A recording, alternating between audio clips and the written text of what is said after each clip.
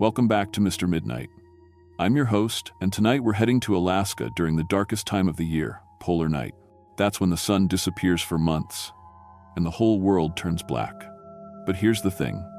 When it gets that dark for that long, something changes. Something wakes up. What you're about to hear are 7 true stories from people who were just doing normal jobs. Driving, delivering things, fixing stuff. When they saw something they can never forget. These aren't fairy tales or make-believe. These actually happened. And after tonight, you might think twice about what really hides in the dark. If you're new to Mr. Midnight, smash that subscribe button and hit the bell so you never miss a video. Now turn off your lights, get comfortable, and whatever you do, don't look away. Because what happened to these people in Alaska's endless night might be the most disturbing thing you'll hear all year.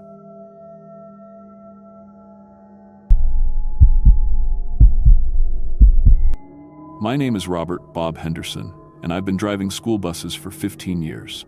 Started with Anchorage Public Schools back in 2001, right after my Army discharge. Good, steady work, decent benefits, and honestly, I loved working with the kids. Most drivers see them as noise and chaos, but I saw potential. Future doctors, teachers, maybe even a few troublemakers who'd grow up to change the world. I had my CDL with passenger endorsement, clean driving record, and all the required certifications. Child protection training, defensive driving, crisis management. You name it, I had the certificate on my wall. Been through blizzards that would shut down half the city, mechanical breakdowns in -30 weather, and even a few medical emergencies with kids. Always got everyone home safe. Always. But what happened during the winter of 2016, during those long months of polar night, changed everything I thought I knew about the children I was supposed to protect. Because sometimes the most dangerous thing on your bus isn't what gets on, it's what's already there, wearing a familiar face. January 2016 was brutal, even by Alaska standards. Polar night had settled over Anchorage like a thick black blanket, and by the time I started my morning routes at 6:30, it was pitch dark. Wouldn't see sunlight until afternoon, and even then, just a pale glow on the horizon. By the time I finished my afternoon runs at 4:15, darkness again. My bus was a 2012 Bluebird Vision, 40-foot conventional, equipped with GPS tracking, two-way radio, and security cameras mounted front and rear. Standard safety equipment included first aid kit, fire extinguisher, and emergency exit tools. I kept my vehicle inspection logs current, checked tire pressure and fluid levels every morning, and ran through my safety checklist like clockwork. Route 47 covered the newer suburban neighborhoods north of Anchorage, Eagle River, Chugiak, and parts of the military housing near Elmendorf.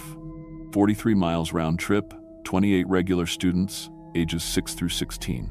I knew every kid by name, which house they lived in, and exactly where they sat on my bus. Creatures of habit, kids are. Same seats, same friends, same little dramas day after day. The route timing was tight during winter months, had to allow extra time for icy roads and reduced visibility, but still maintain the schedule. District policy required buses to run unless temperatures dropped below -40 or winds exceeded 50 miles per hour. My shift started at 6 a.m. with pre-trip inspection, first pickup at 7, school delivery by 8:15.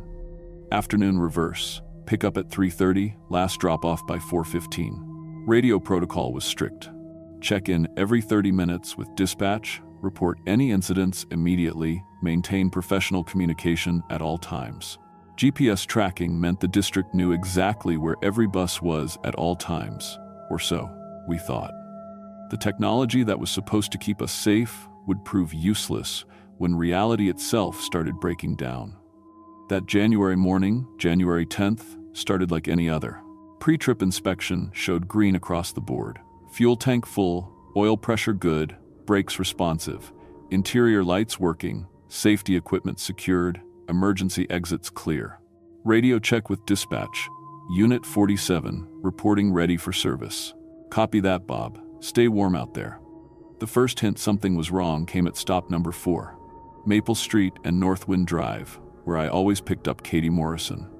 Katie Morrison was 12 years old, 7th grade at Chugiak Elementary. Blonde hair, blue backpack with patches from various school trips, and a small scar on her chin from when she fell off her bike the previous summer. Always sat in seat 14, left side, third row back. Chatty kid, constantly telling me about her art projects or the book she was reading. That morning, she got on the bus like always. Same blonde hair, same blue backpack, same time. 7:07 exactly. But something felt wrong the moment she climbed those steps. Katie usually bounded up into the bus, said good morning, maybe made a comment about the weather, or asked if I'd watched whatever show was popular that week. This Katie climbed the steps slowly, mechanically. No greeting, no eye contact. She turned down the aisle and took her usual seat without a word. I figured she was tired, maybe coming down with something. Kids get moody, especially during the dark months. Seasonal depression hits children hard up here. But in my rearview mirror, I noticed she wasn't moving. Most kids fidget constantly, adjusting their backpacks, looking out windows, talking to friends. This Katie sat perfectly still, hands folded in her lap, staring straight ahead. That's when I noticed the scar was missing. The small, crescent-shaped mark on her chin from last summer's bike accident was gone. Skin was smooth, unmarked. For a second, I wondered if I'd been wrong about which side of her face it was on, but I'd been looking at that kid in my mirror for months. I knew her face better than my own niece's. 3 stops later, we reached Birchwood Avenue, and Katie Morrison got on the bus. Again. Same height, same blonde hair, same blue backpack, but this one acted normal. Bounced up the steps, smiled, said, "Morning, Mr. Bob. Did you see that thing about the aurora on the news?" She headed toward her usual seat, then stopped. Another girl was already sitting there. A girl who looked exactly like her. Excuse me," the second Katie said politely. "I think you're in my seat." The first Katie didn't respond, didn't even turn her head. The second, Katie shrugged, confused but not alarmed, and sat in the empty seat across the aisle. I watched both of them in my mirror. One Katie was reading a book, occasionally looking up to watch the snow falling past the windows. The other Katie sat motionless, hands folded, staring at the seat back in front of her. I pulled over after the next stop and activated my emergency flashers. District policy was clear. Any safety concern required an immediate stop and radio contact with dispatch. But what was I supposed to report? That I had 2 identical students on my bus? They'd think I was losing my mind. I tried the direct approach. "Katie?" I called back. "Katie Morrison?" The normal Katie looked up from her book. "Yes, Mr. Bob?" The other Katie didn't react at all, didn't turn her head, didn't blink, didn't acknowledge her name. I looked closer in the mirror, trying to see her eyes clearly in the dim interior lighting. What I saw made my hands shake on the steering wheel. Her eyes were completely black. Not the iris, not the pupil, the entire visible eye, from corner to corner, was solid black like a piece of polished obsidian. No reflection, no depth, just black. I grabbed my radio. "Dispatch, this is Unit 47. I have a situation here. Need to speak with a supervisor." "Copy, Bob. What's your status?" "How do you explain something that can't be explained?" "I have a passenger who doesn't respond to her name and appears to be unwell. Requesting guidance on protocol. Can you continue route safely?" I looked back at both Katies. The normal one was reading her book, completely unaware of the impossible situation. The other one hadn't moved a muscle since getting on the bus. "Affirmative. Continuing route. Copy. Report to dispatch when you reach school." For the rest of the ride, I watched both girls in my mirror. The normal Katie acted exactly like Katie always acted. The other one sat like a mannequin, hands folded, staring forward with those black eyes. When we reached school, the normal Katie got off with the other kids, chattering about her homework. The black-eyed Katie didn't move. "End of the line," I announced, like always. "Everyone off." The black-eyed Katie turned her head toward me for the first time. Those obsidian eyes focused on mine in the mirror, and when she spoke, her voice sounded like grinding glass. "Not yet." But she stood up and walked off the bus anyway, moving with that same mechanical precision. I watched her cross the school parking lot, blending in with the crowd of normal children, and disappear through the front entrance. That afternoon, I called Katie's mother from the school office. "Mrs. Morrison, this is Bob Henderson, Katie's bus driver. I need to ask you something, and I know it's going to sound strange. Was Katie at home sick today?" Long pause. "Yes, she's been running a fever since yesterday." "Why? Did someone say they saw her at school?" My blood went cold. "No, ma'am, just checking on attendance. Hope she feels better soon." I hung up and stared at my logbook. According to the official record, Katie Morrison had been on my bus that morning and afternoon. According to her mother, she'd been home sick all day. According to my own eyes, I'd had 2 Katie Morrisons on my bus. The next day, it happened again. But this time it wasn't just Katie. Tommy Anderson, 3rd grade, always wore a green winter coat and carried a lunchbox with superheroes on it. Got on at stop 12 like always, but something was off. Same face, same coat, same lunchbox, but Tommy usually spent the entire ride bouncing in his seat and making airplane noises. This Tommy sat quietly, hands folded, staring forward. When the real Tommy got on 3 stops later, he tried to sit with the first one. "Hey, you look just like me," the real Tommy said, delighted. "Are you my twin?" The fake Tommy didn't respond. Real Tommy poked him on the shoulder. No reaction. "Mr. Bob, this kid won't talk to me, and he looks exactly like me." "Just sit somewhere else, Tommy," I said, trying to keep my voice steady. Some people don't feel like talking in the bus, but I was watching in my mirror, and when the fake Tommy turned his head slightly, I saw the same thing I'd seen with fake Katie. Eyes like black holes. By Friday of that week, I had duplicates of 6 different children. The pattern was always the same. Fake child gets on first, acts like a mannequin, has black eyes. Real child gets on later, acts normal, doesn't understand why someone who looks exactly like them is being so weird. I tried everything I could think of. Asked the duplicates, direct questions, no response. Tried to get their attention by calling their names, nothing. Even tried making sudden loud noises to see if they'd react. The real children would jump or turn around. The fakes never moved. Weekend gave me time to research. I spent hours online, reading about psychological conditions that might cause this kind of hallucination. Sleep deprivation, carbon monoxide poisoning, early onset dementia. But the security cameras on my bus showed the same thing my eyes did: duplicate children with identical faces and clothing. I found stories about something called black-eyed children. Urban legend that had been circulating online for years. Children who appeared normal except for their solid black eyes, who would try to gain access to homes or vehicles. The stories always emphasized the same thing. Never let them in, never invite them, never take them where they want to go. But these weren't knocking on doors, asking to be let in. They were already there, riding my bus, infiltrating the school system. Monday morning brought 7 duplicates, Tuesday brought 9. By Wednesday, January 20th, nearly half the children on my route had black-eyed twins sitting motionless on my bus. The real children were starting to notice something was seriously wrong. "Mr. Bob," said the real Sarah Chen, "why are there so many kids who look like other kids on the bus, and why won't they talk?" I didn't have an answer. District policy required me to maintain professional composure and avoid discussing personal beliefs or frightening children. But how do you explain the impossible? The fake children were getting more active. Instead of just sitting motionless, they were starting to turn their heads, following the movements of their real counterparts. Like they were studying them, learning their mannerisms and behaviors.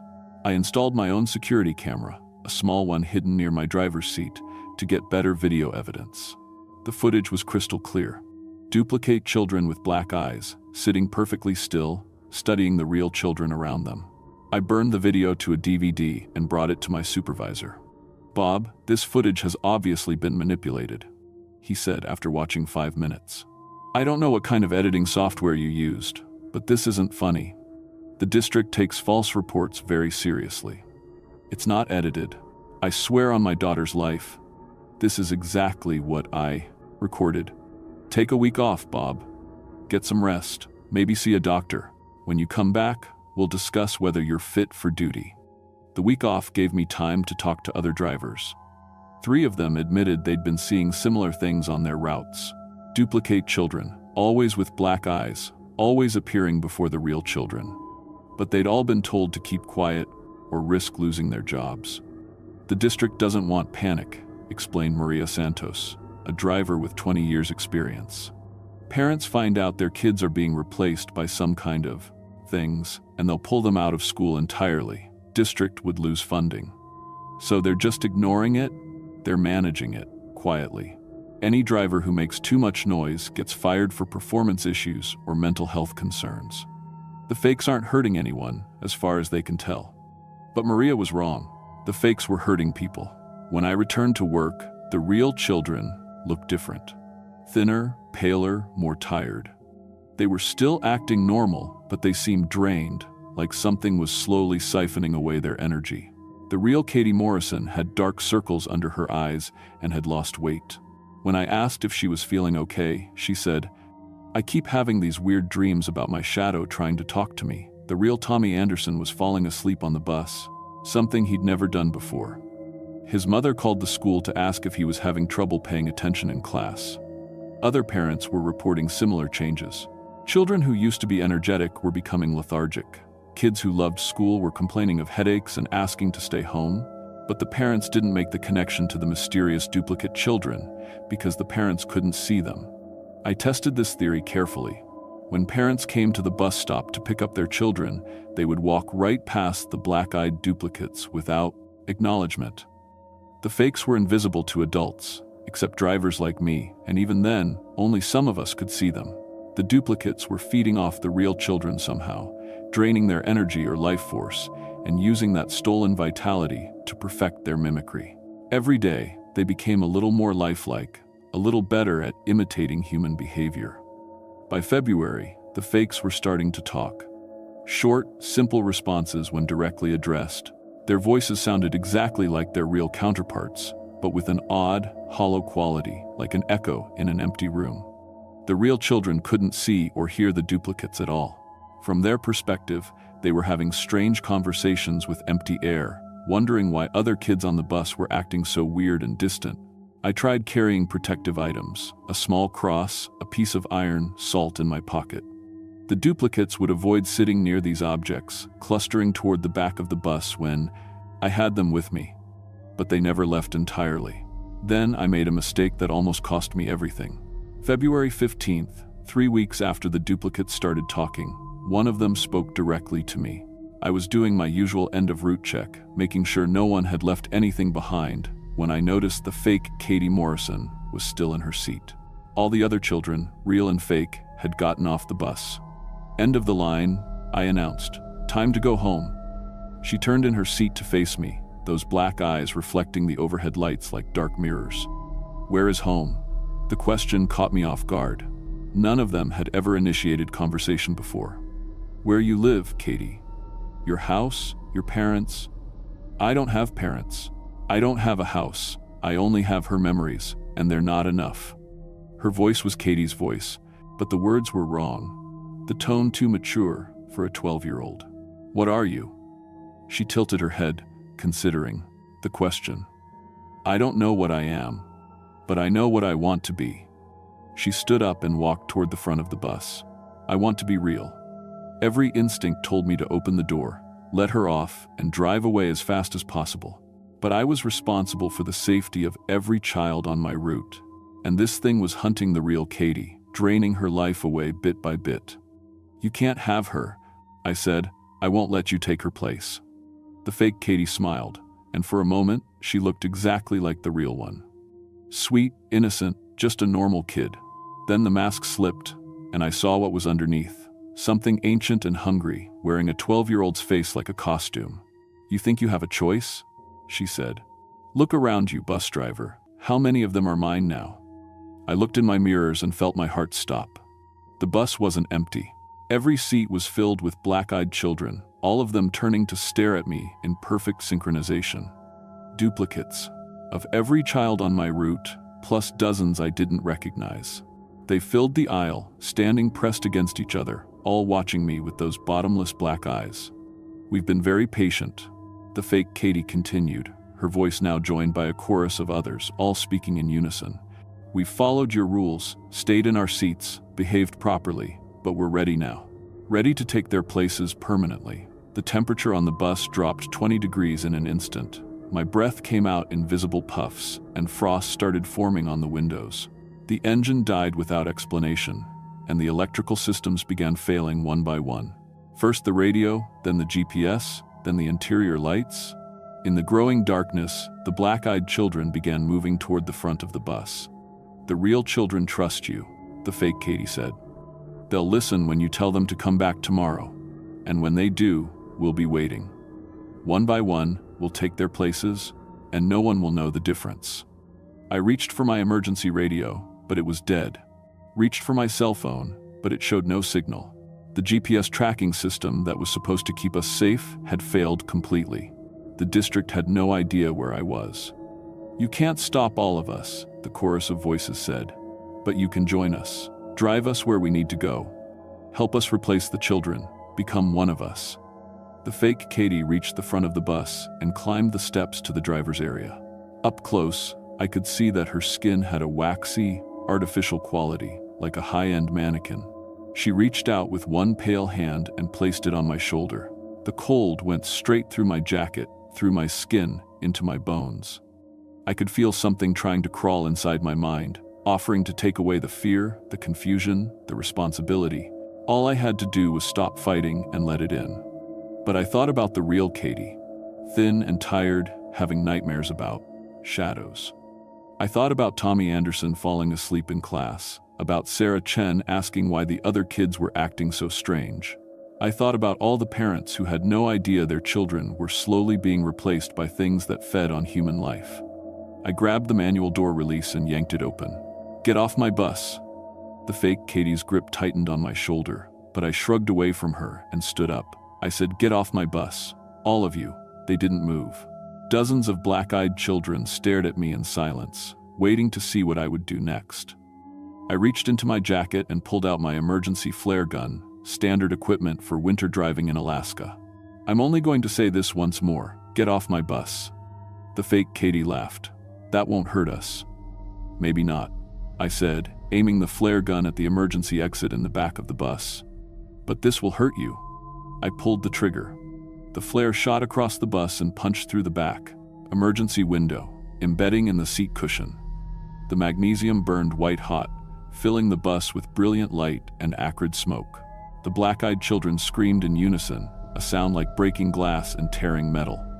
They covered their faces and stumbled toward the door, pouring off the bus like smoke in a sudden wind. In the white glare of the burning flare, I could see their true forms, not children at all, but something dark and shapeless that had been wearing human faces like masks. Within seconds, the bus was empty, except for me and the smell of burned magnesium. I radioed for a supervisor as soon as the electrical systems came back online. Told them I'd had a mechanical failure and needed immediate pickup. Didn't mention the black-eyed children, the freezing temperature, or the flare gun. Just requested emergency maintenance and a replacement driver. When the district mechanic examined my bus, he found nothing wrong. Engine ran perfectly, electrical systems tested normal, GPS tracking showed I'd never left my scheduled route. According to the official record, I'd been parked at the school for exactly 17 minutes, normal end-of-route procedure. But the back emergency window was shattered, and the rear seat had a burn mark from the flare. I claimed vandalism, kids throwing rocks. The district replaced the window and ordered me to report any further incidents of property damage immediately. I never saw another black-eyed child on my bus. The pattern broke completely. No more duplicates, no more mannequin children studying their real counterparts. But the effects lingered. The real children slowly returned to normal over the following weeks, gaining back their energy and enthusiasm. But several parents reported their kids had no memory of the months when they'd been acting strange.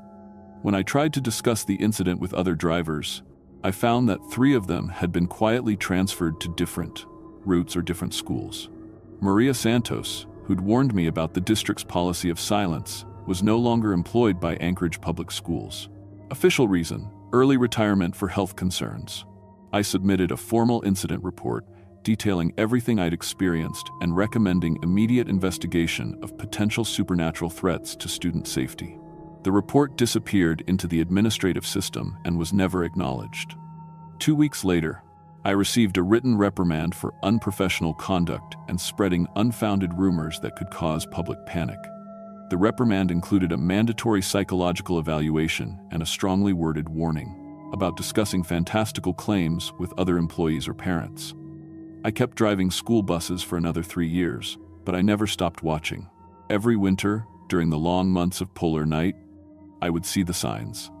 Children acting strangely, parents reporting behavioral changes, other drivers whispering about passengers who didn't belong. The district would respond the same way every time: transfers, early retirements, and official silence. In 2019, I finally retired from public school transportation and started driving for a private company. Smaller routes, fewer children, but the same responsibility: getting kids safely from home to school and back again. But I still live in Anchorage, and I still pay attention to the local news. Every year, during polar night, a few children go missing. The police assume they're runaways or family abductions. The parents hold out hope for their safe return. The schools update their records and move on. But I know the truth. Those children didn't run away, and they weren't taken by human predators. They were replaced, one, by things that wear human faces and feed on human life. And every year, as the black-eyed children perfect their mimicry, it becomes harder to tell the difference. How many of your children are still human? How would you know if they'd been replaced? And when your child comes home from school acting just a little bit different, a little quieter, a little more distant, with eyes that seem just a shade darker than you remember, what will you do then? Because they're still out there, in every school district that has winter routes, in every place where darkness lasts longer than light, waiting in the cold morning air at bus stops, climbing aboard with their backpacks and lunchboxes, sitting quietly in their assigned seats, learning to be human, learning to be your children, and no one is coming to stop them.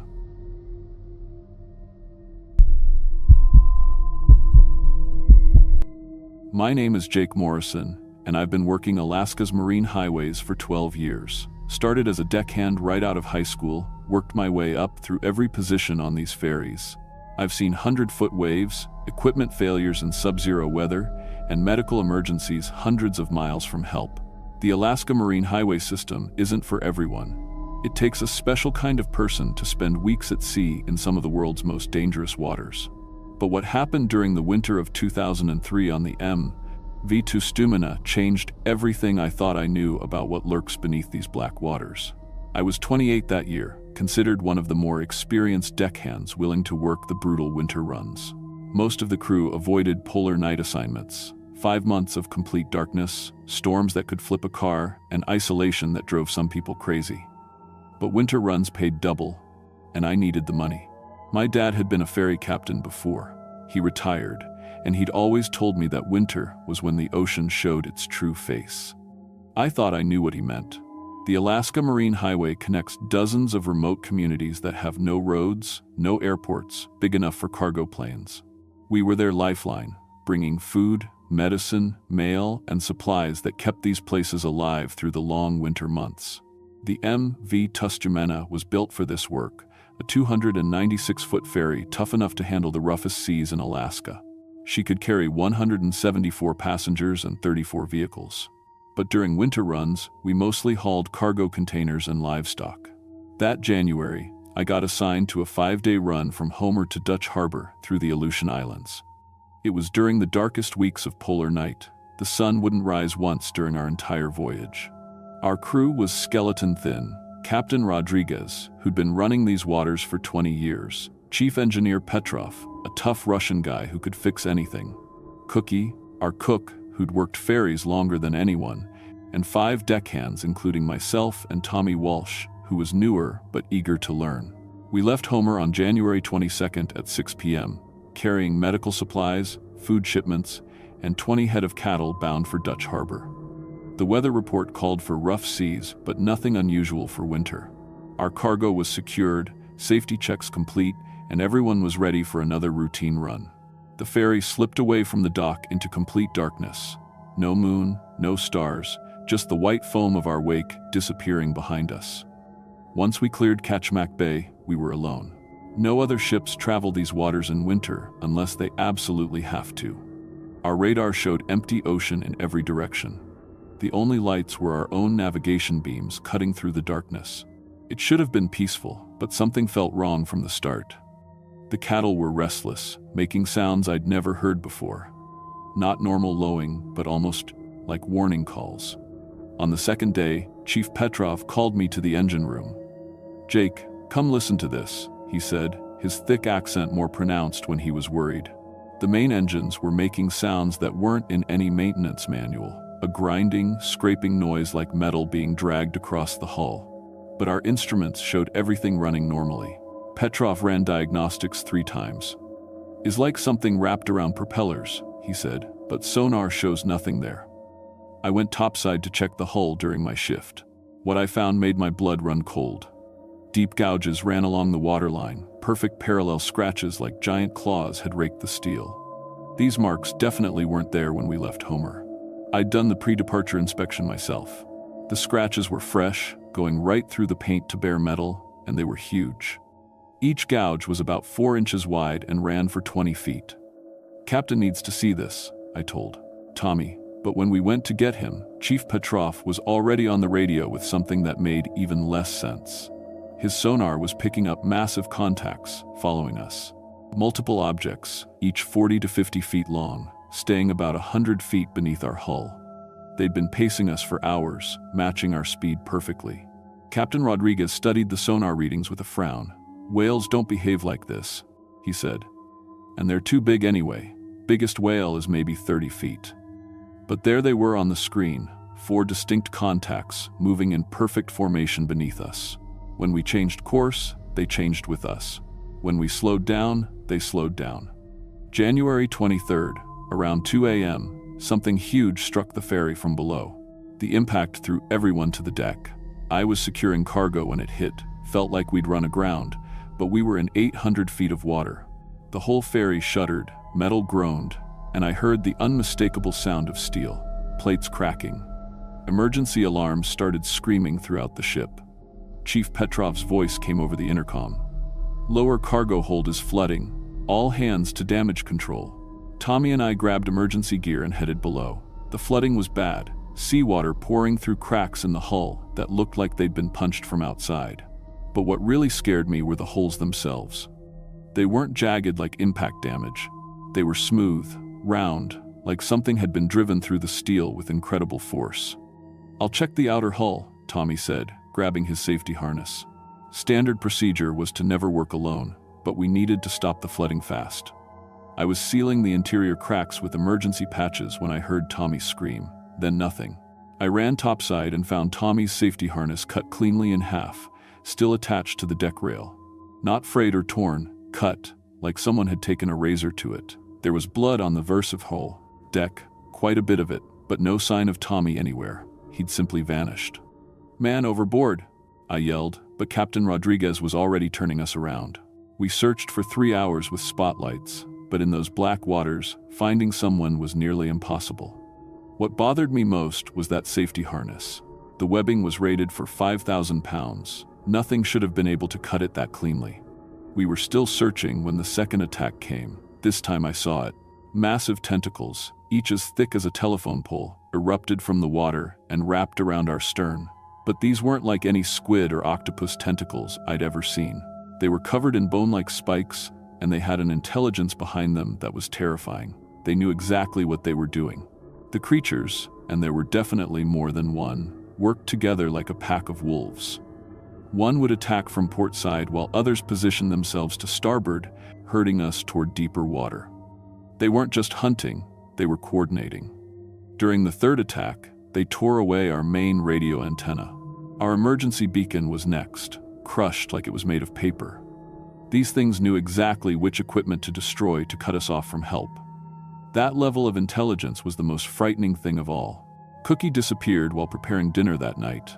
We found the galley destroyed, massive holes punched up through the floor, and chunks of meat scattered around that definitely weren't from our food supplies. The smell was horrible, like rotting fish mixed with something else, something I didn't want to think about. That's when Chief Petrov started showing the bite marks. They appeared overnight on his arms and neck, deep puncture wounds that weren't there when we'd worked together earlier. When I asked him about them, he got confused. "What bites?" he said. "Nothing bit me." But the wounds kept appearing, getting infected with something that turned the flesh black around the edges. The fourth attack was the worst. The creatures tore open our main deck like opening a can. I watched in horror as tentacles reached through the holes and grabbed our cargo, the cattle we were transporting to Dutch Harbor. The animals' terrified screams echoed across the dark water as they were dragged down into the depths. But something was wrong with Captain Rodriguez too. He developed the same black rot that was spreading on Chief Petrov's arms. Both of them started acting different, aggressive, paranoid. During one of our emergency meetings, Captain Rodriguez actually suggested we should try to communicate with them. "They're not attacking randomly," he insisted. "They want something from us, maybe if we cooperate." That's when I realized the horrible truth. Whatever had bitten Chief Petrov and Captain Rodriguez was changing them somehow.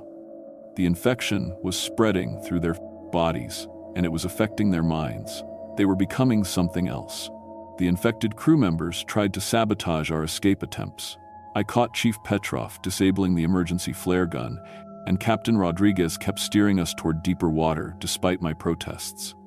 They wanted to feed us to the creatures. They were helping them hunt us.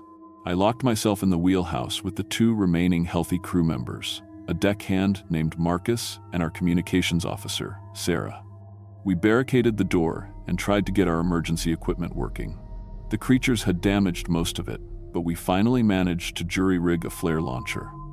When that red flare lit up the sky, I've never been so happy to see anything in my life. A Coast Guard cutter appeared on the horizon within an hour. The moment their radar signature showed up on our instruments, the creatures vanished. The attacks stopped completely, like they'd never been there at all. The rescue crew found us drifting with massive hull damage, 3 crew members missing, and 2 others showing signs of some kind of infection they'd never seen before. The official report blamed rough seas and equipment failure for our casualties. No mention of creature attacks or infected crew behavior. Captain Rodriguez and Chief Petrov were quietly transferred to different assignments after their medical leave. Tommy, Cookie, and our communications officer were listed as lost at sea due to severe weather conditions. All survivors were quarantined for 2 weeks at a military medical facility. They ran blood tests, psychological evaluations, and made us sign non-disclosure agreements about maritime security incidents. The doctors seemed very interested in the black rot on my arms. Yes, I'd been bitten too, though I didn't remember when. 20 years later, that infection has never completely healed. It spreads during winter months, goes dormant in summer. The black marks on my skin get worse every year, and I'm slowly becoming something else. I can see perfectly in complete darkness now. I can hold my breath underwater for 30 minutes. I can taste metal and seawater from a mile away. During polar night, I feel an overwhelming urge to return to the ocean. I found records of similar attacks dating back over 100 years. Ferry crews, fishing boats, cargo ships, all lost during polar night, always blamed on weather. The Alaska Marine Highway System knows what's out there, but they keep sending ships anyway. The remote communities need supplies, and someone has to deliver them. I tried to warn other ferry workers, but the company threatened legal action. They have lawyers, government contracts, and a lot of money invested in keeping these routes open. A few missing crew members every winter is just the cost of doing business. It's been 20 years now since that voyage, and I'm running out of time. The infection has changed me in ways I'm still discovering. My reflection looks wrong in mirrors sometimes. My dreams are filled with visions of the deep ocean and creatures that shouldn't exist. During the darkest weeks of winter, when polar night settles over Alaska, I can hear them calling. And God help me, I want to answer.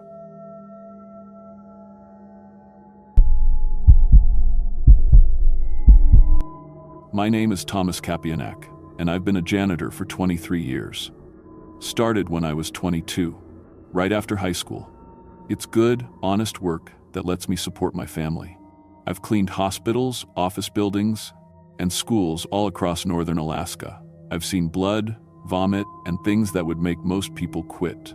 But what happened during the winter of 1994 at Barrow High School changed everything I thought I knew about the darkness that lives in empty buildings. I need to tell someone about this. People need to know what really happened that winter. In December 1994, I was the night janitor at Barrow High School. Been working there for 3 years by then. During polar night, when the sun doesn't rise for over 2 months, I worked alone from 6 p.m. to 6 a.m. Complete darkness outside. Just me in the school building. The school felt different without students. Hallways echoed strangely. Your footsteps would bounce off the walls weird, like the sound was coming from somewhere else. Shadows moved wrong under the fluorescent lights. Sometimes I'd catch movement in my peripheral vision, turn around, and find nothing there. But I'm in Upiat. My grandmother taught me that during polar night, the boundary between our world and the spirit world gets thin. The darkness makes things possible that shouldn't be possible. I knew to be respectful, to burn traditional medicines, to keep myself protected. What I didn't know was that some spirits don't care about respect. December was basketball season. The school hosted a big tournament. Teams from all over Alaska came to play during Christmas break. The gym was packed every night. Kids cheering, parents yelling, the whole community came out. It was one of the few bright spots during the long darkness. One visiting team had this kid named David Morrison, they said his name was. He was maybe 17, tall, skinny, but incredibly fast on the court. The thing was, something felt wrong about him. His eyes were too cold, too focused. When he looked at you, it felt like he was looking through you. The other players were scared to guard him. They'd get close, then back off like they'd touched something that burned them. David's basketball skills weren't normal. He scored 50, 60 points every game, never missed a shot, never got tired. He moved faster than the cameras could follow clearly. When we watched game footage later, he'd be blurry in the recordings, like he was moving too fast for the equipment to catch. But here's what really got my attention. I started finding evidence that someone was using the gym after hours. Lights left on when I'd turn them off. Basketball equipment moved around. Fresh scuff marks on the floor at 3 a.m. when the building had been empty since 10 p.m., so I checked the security cameras. And there he was, David Morrison, shooting baskets alone in the gym at midnight. Perfect form, making every shot, moving like he was floating across the court. The problem was, David was supposed to be staying with a host family across town. No way he could get into the locked school building. I asked Coach Peterson about it the next day. He looked confused, said the team was staying at the Amalgak house, and Mrs. Amalgak had specifically mentioned that David never left his room at night. Said he was a quiet kid who went to bed early and slept late. The maintenance supervisor, Joe Tutu, started avoiding the gym entirely. Joe's been at the school longer than anyone, 15 years. He knows every pipe, every wire, every creaky floorboard. But suddenly he wouldn't go in there after dark. That kid carries something dark from the old times, Joe told me one evening. Joe's grandmother was a traditional healer. He grew up learning about spirits and protective rituals. When Joe says something's wrong, you listen. 3 nights later, I was cleaning the boys' locker room around 2 a.m. The gym lights were off. I'd turned them off myself and Dumblucky, hour earlier.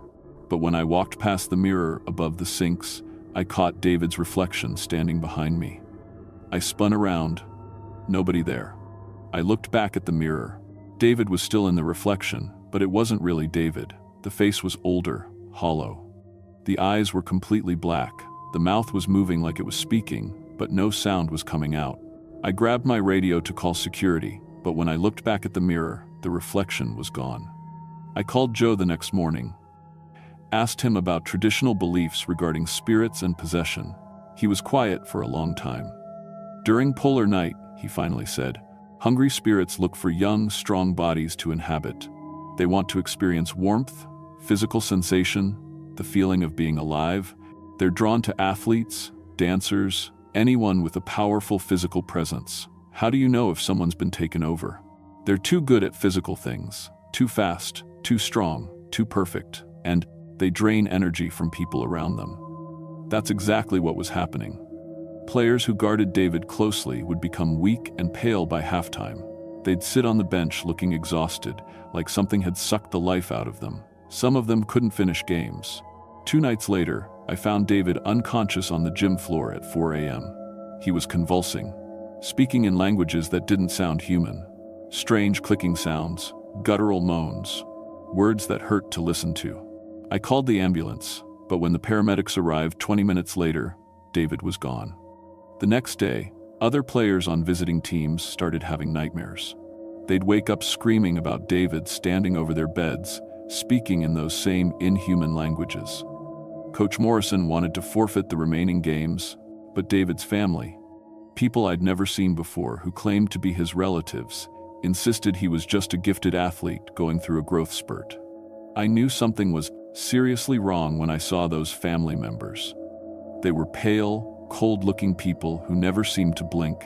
When they spoke, their voices didn't match their faces. Too young, too old, like multiple people talking through the same mouth. Joe's grandmother, Helen Tutu, came to the school one night during Christmas week. She was 89 years old, a respected elder who'd helped people with spiritual problems her whole life. She brought traditional medicines, sage, sweetgrass, other plants I didn't recognize.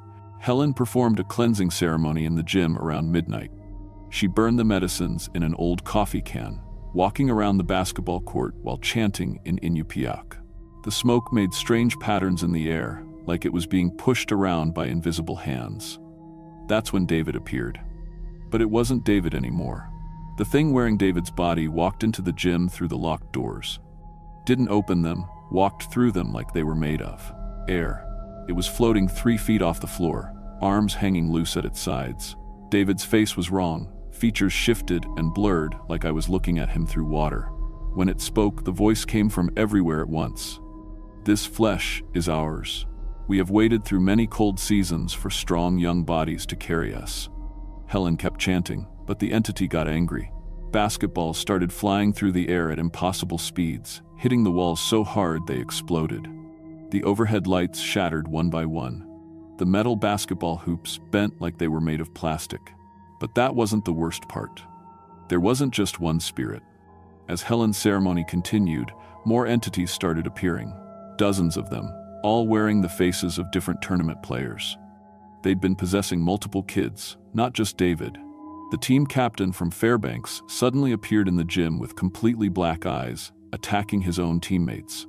A player from Kotzebue started speaking in that clicking language while levitating near the ceiling. A kid from Nome was crawling on the walls like a spider.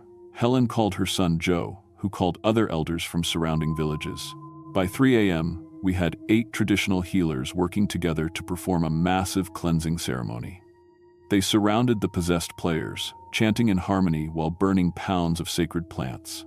The spirits fought back violently. Supernatural winds blew through the gym so hard they knocked grown men off their feet. The temperature dropped to freezing, even though the heating system was running full blast. Voices spoke from empty air in languages that predated human civilization. The battle lasted until dawn. When the sun would have risen if we hadn't been in polar night, the spirits finally let go. All the possessed players collapsed unconscious on the gym floor. When they woke up hours later, they had no memory of the past month. David Morrison didn't remember playing basketball. The team captain couldn't explain how he'd gotten from his hotel room to the school gym. Helen told us the school building itself was contaminated. It had been built on a site where the boundary between worlds was naturally thin during polar night. The spirits had been trapped there for decades, waiting for suitable hosts.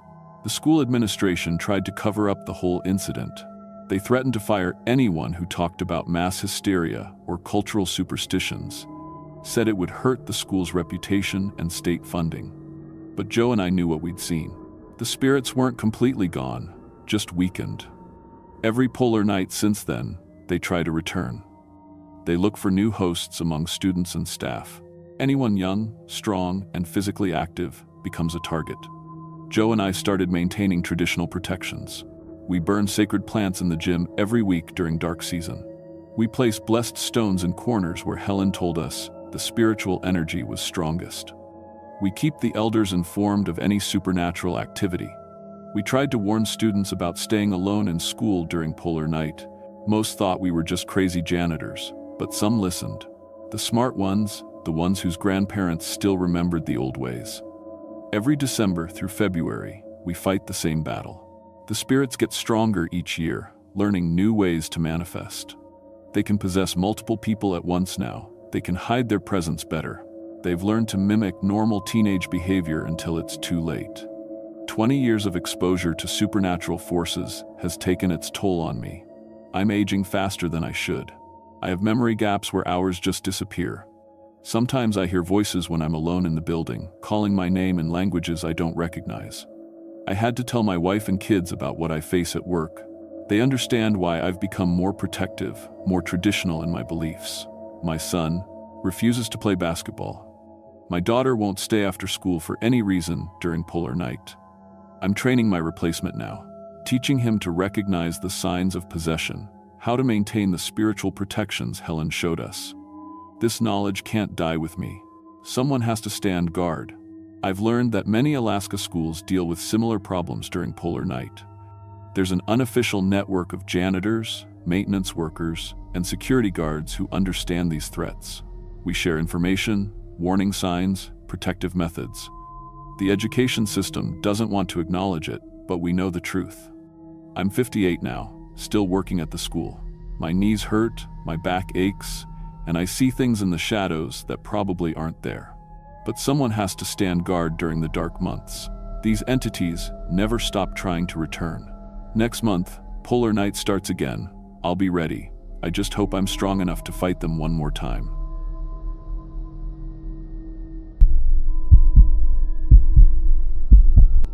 My name is Jake Thompson, and I delivered pizzas in Anchorage for 8 years. Started at 16, quit at 24. What happened during the winter of 1987 is why I'm recording this testimony. The FBI told me never to talk about it, but people need to know what's really out there during polar night. I'm sharing this because 3 more pizza drivers have disappeared in Alaska this winter. Same pattern, same hunting ground. The thing we killed in 1987 wasn't working alone. You think you know about serial killers? You think you understand predators? I thought so too, until I learned what polar night really brings out of the darkness. There are things that hunt during those endless months of blackness that aren't entirely human anymore. Things that have been doing it for decades, perfecting their methods, passing down their techniques.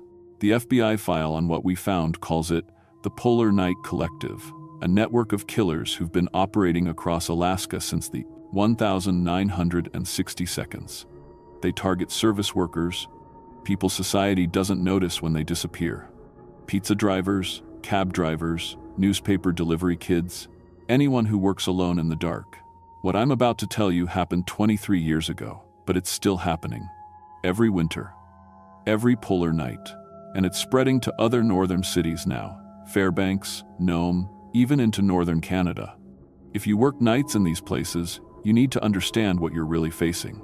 This isn't just about one sick individual. This is about organized evil that's been growing in Alaska's darkness for generations. Mario's Pizza sat on 4th Avenue like a grease-stained beacon in downtown Anchorage's urban decay. The building was from the 1950 seconds.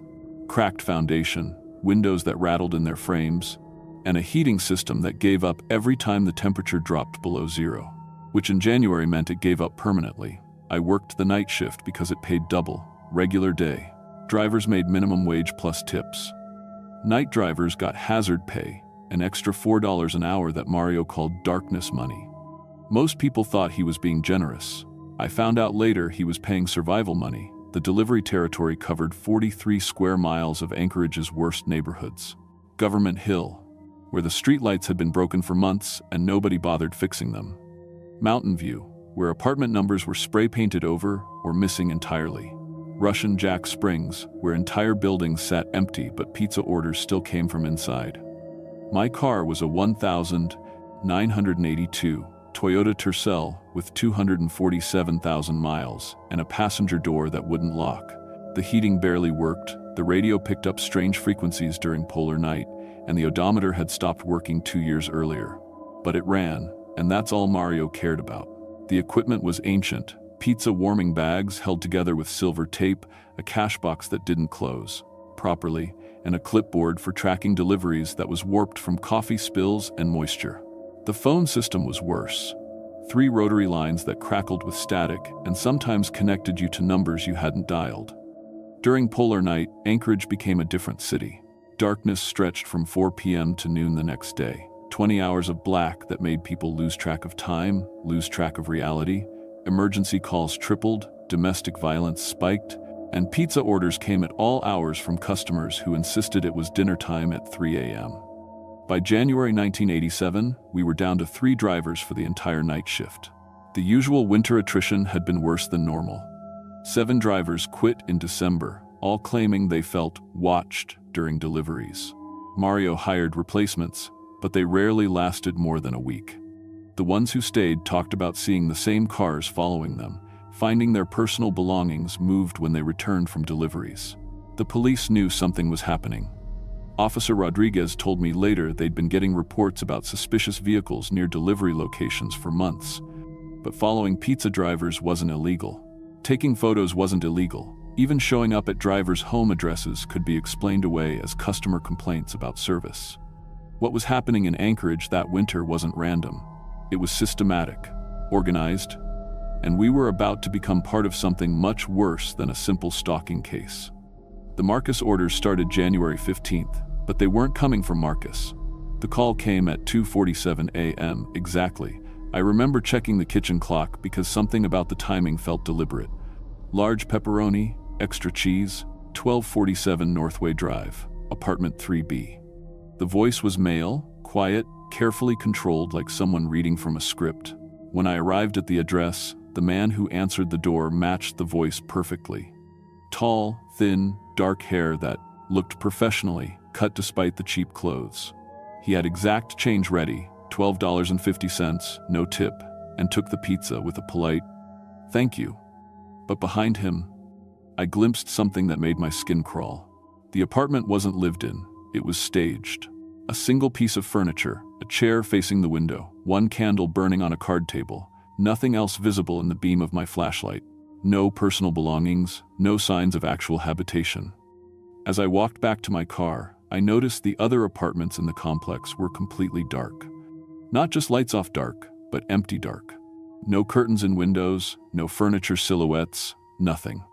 The entire building felt hollow. 3 nights later, same time, same order, different voice. This time, a woman answered the phone. Same careful, controlled tone, same address. But when I knocked on apartment 3B, a different person opened the door. A woman in her 30s with short blonde hair and the same eerily polite manner. Same, exact change. Same staged apartment behind her. Same single candle burning in the window. That's when I realized I wasn't dealing with a customer. I was dealing with a rotation. By the 5th delivery, I'd met 4 different people at the same apartment. Marcus, the blonde woman, an older man with gray hair, and a younger guy who couldn't have been more than 20. All different ages, builds, appearances. All with the exact same mannerisms, the exact same payment method, the exact same staged living space. They were taking turns watching me. The apartment building itself was the first major clue something was orchestrated. I started paying attention to the other units during deliveries. Building A was completely vacant, condemned signs on some doors, broken windows, no electricity. Building B had a few occupied units, but the tenants I saw looked scared. They'd peek through curtains when I walked past, then quickly disappear. Building C, where the Marcus orders came from, was different. Occupied, but wrong. Lights and windows that were too bright, too white, people moving around inside who cast shadows that didn't match their supposed activities, and always, someone watching from apartment 3B when I left. The network was bigger than one building. During my 6th delivery to the Marcus address, I spotted the surveillance. A dark sedan parked in the shadows between streetlights.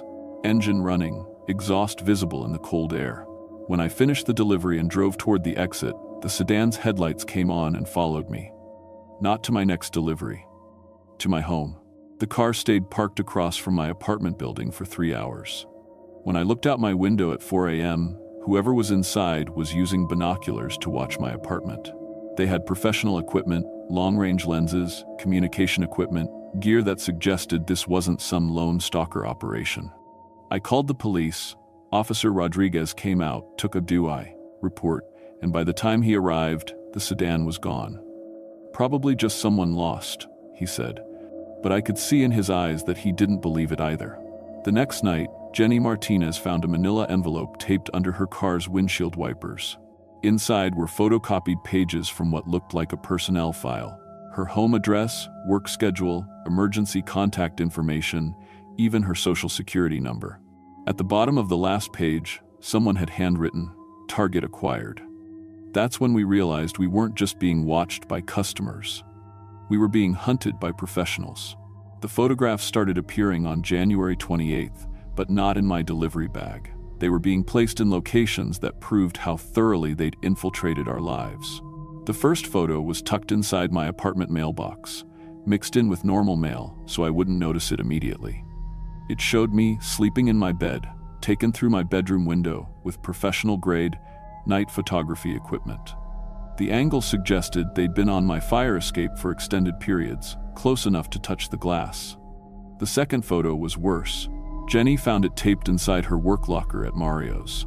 It showed her in her bathroom, taken through a window she'd thought was too high for anyone to reach. She lived on the third floor of her apartment building. But the third photo revealed the true scope of what we were dealing with. It was a group shot, 8 people standing around a map of Anchorage spread across a table. The map was covered with red pins marking locations throughout the city, with photographs of faces attached to strings connecting the pins. I could clearly see my face, Jenny's face, and the faces of 6 other delivery drivers from various restaurants across Anchorage. They weren't just hunting us individually, they were hunting all of us as part of a coordinated operation. The coordination became obvious when I started tracking the unusual orders. Not just the Marcus deliveries, but all the strange late-night calls that had been increasing throughout January. Orders to empty buildings that turned out to have people waiting inside. Deliveries to parking lots, where customers would emerge from vehicles that hadn't been there when I first drove past. Addresses that led to construction sites where someone would be standing in the shadows with exact change. I started keeping a log. Within a week, the pattern was clear. At least 12 different people were ordering pizzas using the same systematic approach. Different names, different addresses, but identical behavioral patterns. They all had exact change. They all avoided small talk. They all seemed to be studying me rather than simply buying food. More disturbing was how they knew things they shouldn't know. "How's your car running, Jake?" asked a woman during a delivery to a house that turned out to be vacant. She'd been waiting on the porch with a folding chair and exact change. "Your mom called you yesterday, didn't she?" mentioned a man who ordered pizza to a 24-hour laundromat. He was sitting inside watching the washers spin, even though all the machines were empty. "You should get that tire pressure checked," suggested an elderly woman who met me in the parking lot behind a closed grocery store. They were monitoring my phone calls, following me closely enough to notice my car's mechanical problems, tracking my personal life in ways that required extensive surveillance. The psychological pressure was deliberate and escalating. Jenny started finding her apartment door unlocked when she came home from work, even though she distinctly remembered locking it.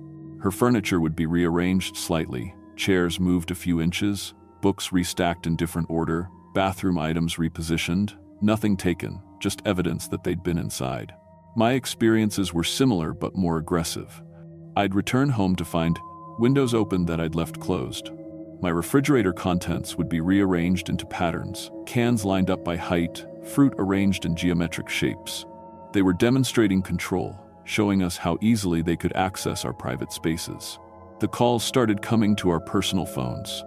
"Pizza delivery," a voice would say when I answered my home phone. Then silence, heavy breathing. And finally, "We know where you live, Jake."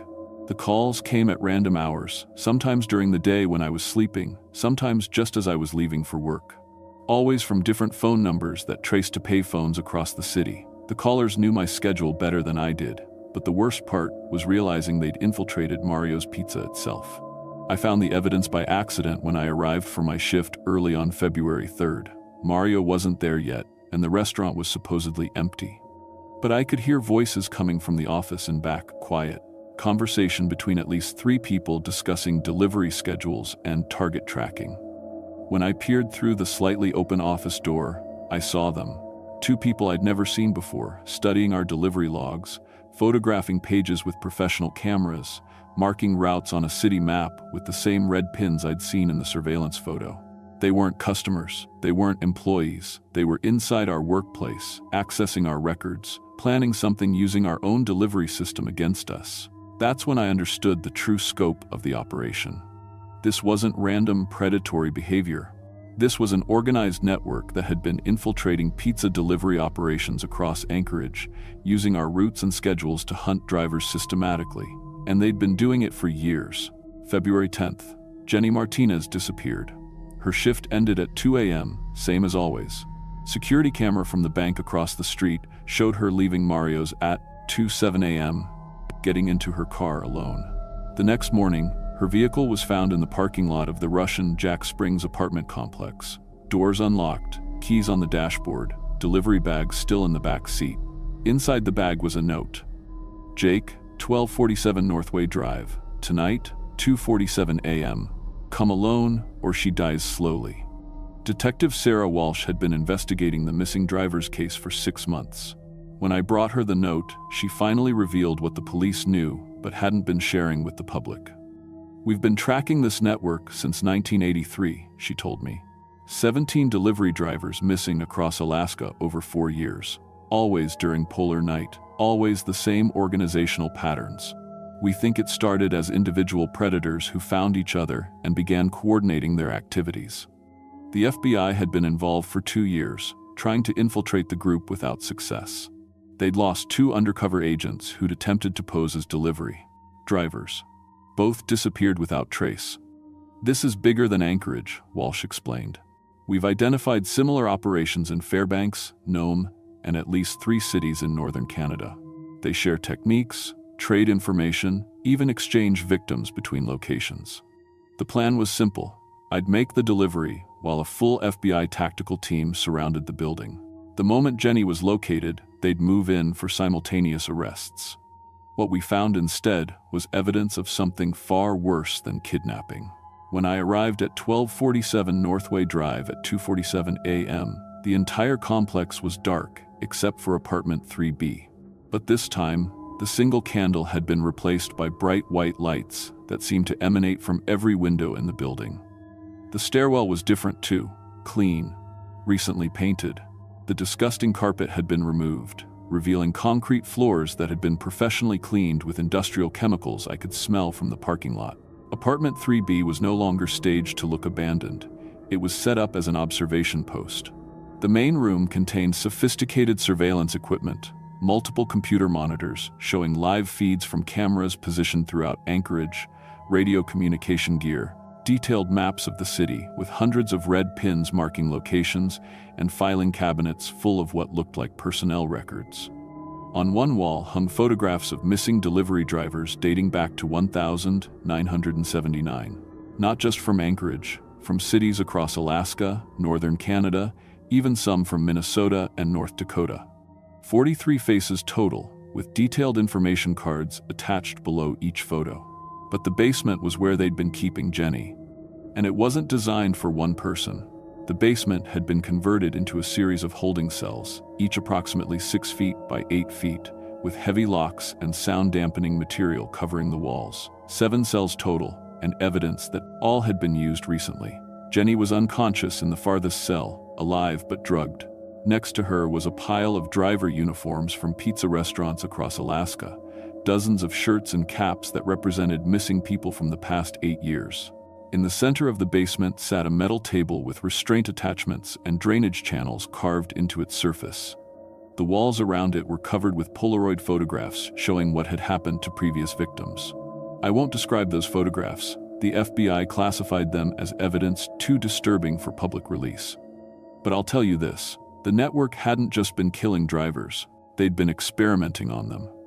Marcus emerged from the shadows while I was trying to wake Jenny, but he wasn't alone, and he wasn't human anymore. The surgical scars covering his head and neck were fresh, maybe weeks old. His eyes reflected light like an animal's. When he smiled, his teeth had been filed into points. Most disturbing was the way he moved. Fluid, predatory, like someone who'd been physically modified for hunting.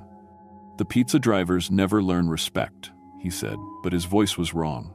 Too deep, with harmonics that seemed to come from multiple throats speaking in unison. Behind him emerged 3 more figures, all showing similar surgical modifications. I realized these weren't the original members of the network. These were what the original members had become after years of whatever experimentation they'd been conducting on themselves and their victims. The FBI tactical team breached the building exactly as planned, but they weren't prepared for what they encountered. The modified humans moved with inhuman speed and coordination, 2 agents were killed before the team realized conventional tactics wouldn't work against targets who seemed immune to pain and showed no normal fear responses. I killed Marcus with the tire iron I'd brought, but only because Jenny had regained consciousness and hit him from behind with a piece of broken restraint equipment while he was focused on me.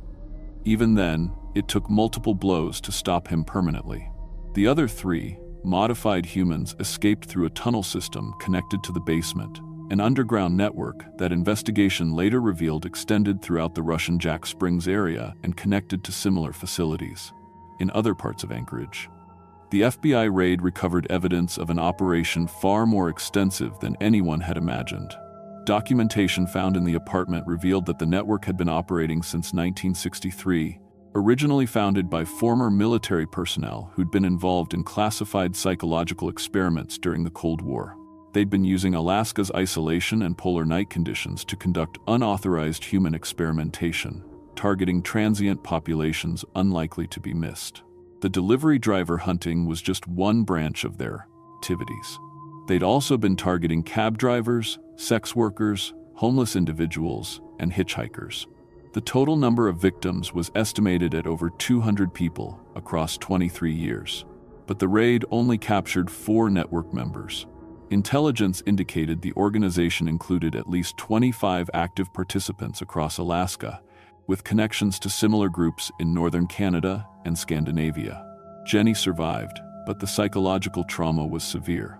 She moved to California 6 months later and, as far as I know, never worked another night job. The FBI arranged therapy and a new identity for her, standard procedure for witnesses in federal investigations of this magnitude.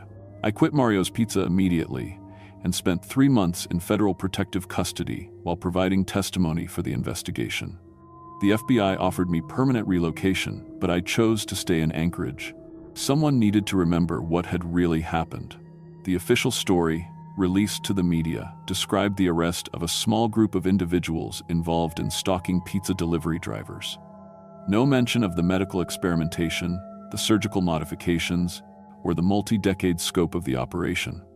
The FBI classified most of the evidence to prevent copycat activities. But the network survived. 3 more pizza drivers disappeared in Anchorage during the winter of 1988. Same organizational patterns, same systematic approach. The FBI investigation had disrupted their operations but hadn't eliminated them. I've been tracking similar disappearances ever since. The pattern has spread to other northern cities: Fairbanks, Nome, Whitehorse, even parts of northern Minnesota and Wisconsin. Every winter, during the darkest months, delivery drivers start disappearing from cities where polar night creates the perfect hunting environment. The modifications are evolving too. Reports from surviving victims describe encounters with individuals showing even more extensive surgical alterations, enhanced night vision, modified bone structure, behavioral programming that seems to override normal human responses. What we discovered in 1987 wasn't an isolated group of serial killers. It was an ongoing experiment in human modification that's been adapting and spreading for 40 years. If you work nights in northern cities, understand that you're not just dealing with random crime. There are organized networks actively hunting service workers, people they consider expendable test subjects for whatever they're trying to create. 3 weeks ago, a pizza driver disappeared in Nome. Same patterns, same systematic approach. The photographs left behind show surgical scars and eye modifications identical to what we found in 1987. They're still out there. They're still experimenting. And polar night gives them 4 months of perfect darkness every year to perfect their methods. This isn't just a warning about personal safety. This is a warning about organized evil that's been growing in Alaska's darkness for generations, using the isolation and extremes of polar night to conduct experiments that would be impossible anywhere else. The network is real, the modifications are real, and every winter they're getting better at what they do. Watch for the signs. Trust your instincts. And remember, when someone starts watching you too closely during polar night, they're not just planning robbery, they're shopping for test subjects.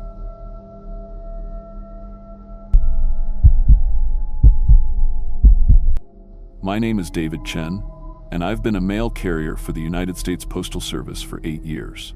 I started this job right after high school, working my way up from sorting packages in the depot to handling one of the most challenging routes in Alaska. I've delivered mail through blizzards that buried cars, hiked through knee-deep snow to reach remote cabins, and once even helped deliver a baby when I found a woman in labor on my route. I thought I'd seen everything this job could throw at me. But what happened during the winter of 1999 on my rural delivery route outside Fairbanks changed everything I thought I knew about the people I served. Some of the folks I'd been delivering mail to for 3 years weren't people at all. I was 29 that winter, assigned to rural route 847, covering about 150 miles of back roads that snake through the wilderness outside Fairbanks. During Alaska's polar night, when the sun doesn't rise for weeks, my route took 12 hours to complete on good days. Some houses were 20 miles apart, connected by logging roads and hunting trails that the state barely maintained.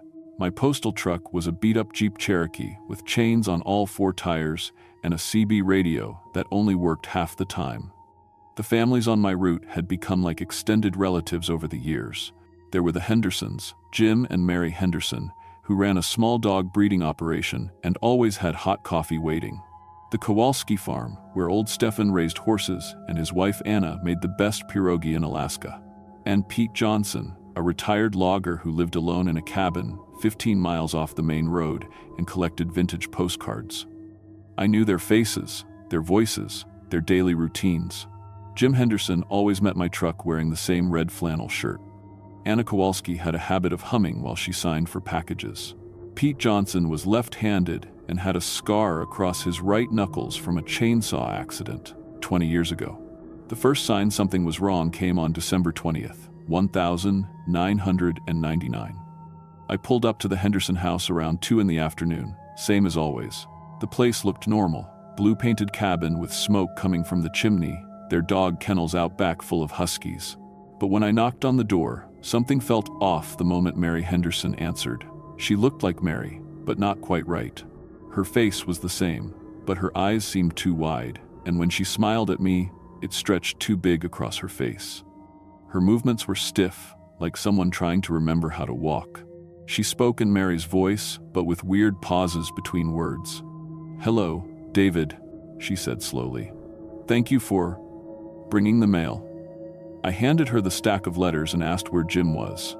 Usually, he'd be outside working on something or would at least wave from the window.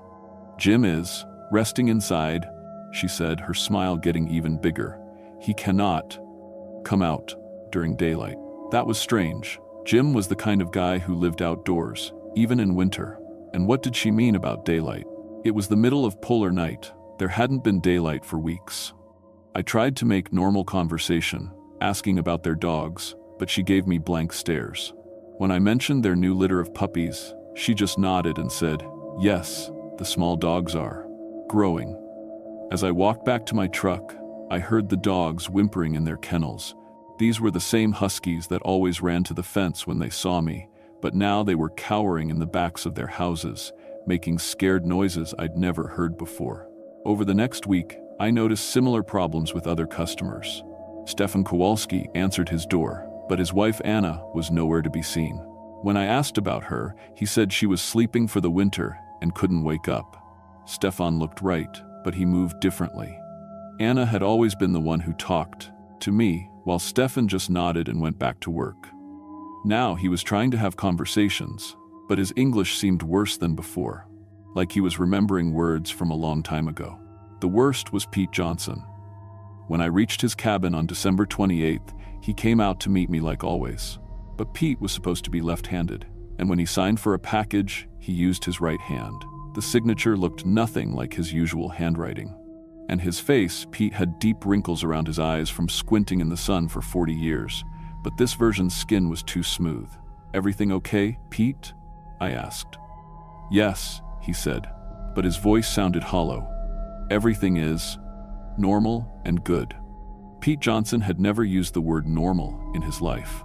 He said things were fine or decent or not too bad. And where was the scar on his knuckles? I started paying closer attention to details. Mary Henderson, who I'd known for 3 years, used to have bright blue eyes, but this version had brown eyes. When I delivered Christmas cards to the Kowalski farm, I noticed the family photos in their window.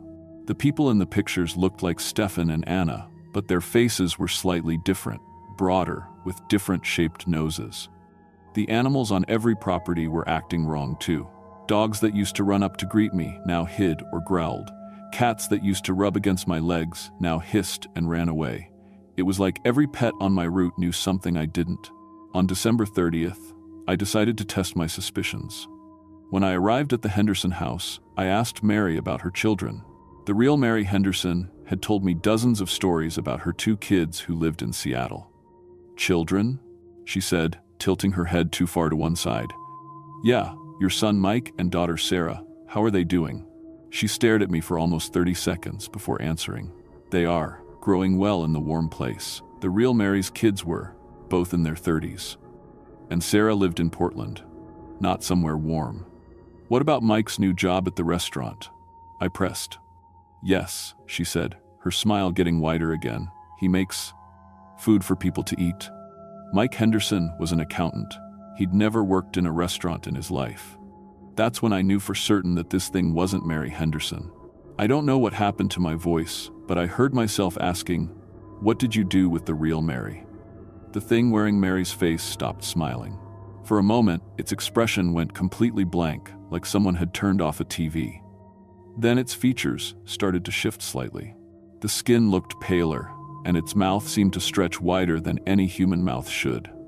"You should not ask difficult questions," it said in a voice that was no longer trying to sound like Mary. I took a step backward toward my truck, but it moved faster than anything human should be able to move.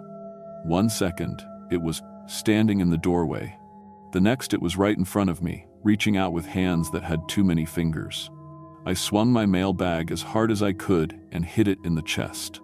The thing stumbled backward, making a sound like a cat hissing mixed with radio static. While it was off balance, I ran to my truck and grabbed the tire iron I kept behind the driver's seat. When I turned around, the thing had dropped its human disguise completely. Its skin was pale gray, like old meat, and its arms and legs were too long for its body. Its mouth was full of needle-sharp teeth, and its eyes were black from edge to edge. It came at me again, moving on all fours faster than any person could run. I managed to hit it with the tire iron, and it made that horrible hissing sound again before running off into the forest. As it disappeared between the trees, I saw pieces of what looked like skin falling off its back, like it had been wearing a costume that was coming apart. I got in my truck and drove straight to the sheriff's office in town. Sheriff Williams listened to my story with a blank expression, then told me I was probably suffering from cabin fever and hallucinations from spending too much time alone in the dark. He said the families on my route had probably just gone south for the winter, like a lot of rural folks did. But I knew that wasn't true. I'd driven past all their houses the night before. Their cars were still in the driveways, and there were lights on inside. Something had killed these families and taken their places. I called my friend Joe Titus, who's from one of the local Athabascan villages. When I told him what I'd seen, he got very quiet. "Sounds like skin thieves," he said finally. "My grandfather used to tell stories about them, creatures that kill people and wear their skin like clothes. They study humans for a while, learning how to act like them." That made horrible sense. The things I'd encountered were still learning how to be human. They made mistakes, used the wrong hand to write, forgot personal details, moved in ways that didn't look natural. They were like actors who hadn't quite learned their parts yet. Over the next few months, I developed a system to protect myself and figure out which of my customers were real. I started carrying a notebook with detailed information about each family, childhood stories they'd told me, physical scars or birthmarks, personal habits that only they would know. When I made deliveries, I'd ask casual questions that only the real person could answer correctly. I also started carrying weapons. Joe gave me some silver bullets that his grandfather had made, blessed by their traditional healers. I got holy water from 3 different churches in town and kept a pistol loaded with the silver bullets in my mailbag. The creatures, whatever they were, seemed to prefer the darkness of polar night for their hunting. As spring approached and the days got longer, they became less active. Some of them got better at pretending to be human, but others abandoned their disguises entirely and moved deeper into the wilderness. I found evidence that at least 12 families on my route had been replaced. In some cases, I was able to verify that the real people had gone missing. Phone calls to relatives in other states confirmed that no one had heard from them in weeks. In other cases, the creatures were so good at mimicry that I couldn't be completely sure. The worst part was realizing that this wasn't a one-time thing. Every winter, when the polar night returned, I'd have to figure out all over again which of my customers were real and which were skin thieves wearing stolen faces. Some years were worse than others. The creatures seemed to be getting smarter, learning from their mistakes. It's been 25 years since that first encounter. I'm still delivering mail on the same route, though I've asked for transfers dozens of times. The postal service always denies my requests. They say I'm their most experienced rural carrier, and they need me out there. Maybe they're right. Maybe I'm the only one who knows how to spot the signs. Maybe if they sent someone else, those creatures would succeed in replacing every person on my route. The families I deliver to now seem normal most of the time. They wave when I drive up, ask about my family, complain about the weather, but I still carry my notebook, and I still ask the questions that only real humans can answer correctly. Because every winter, when the darkness comes back, I have to figure out all over again which of my neighbors are actually monsters wearing stolen skin. And the really terrifying part? They're getting better at being human than some real humans are.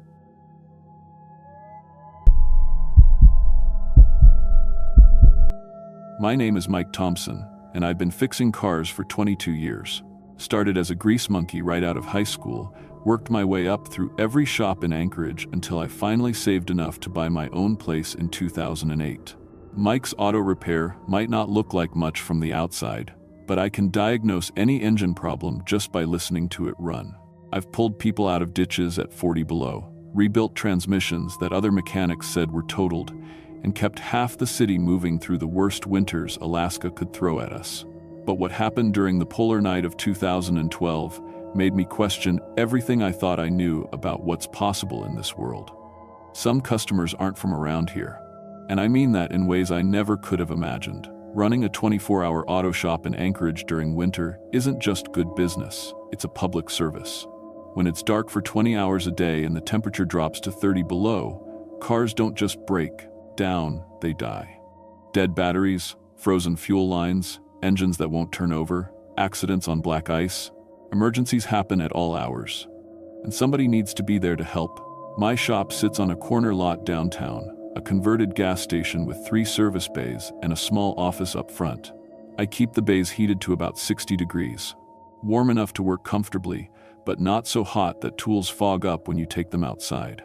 The waiting area has coffee that's always brewing, magazines that are probably older than some of my customers, and a police scanner that keeps me informed about accidents and breakdowns around the city.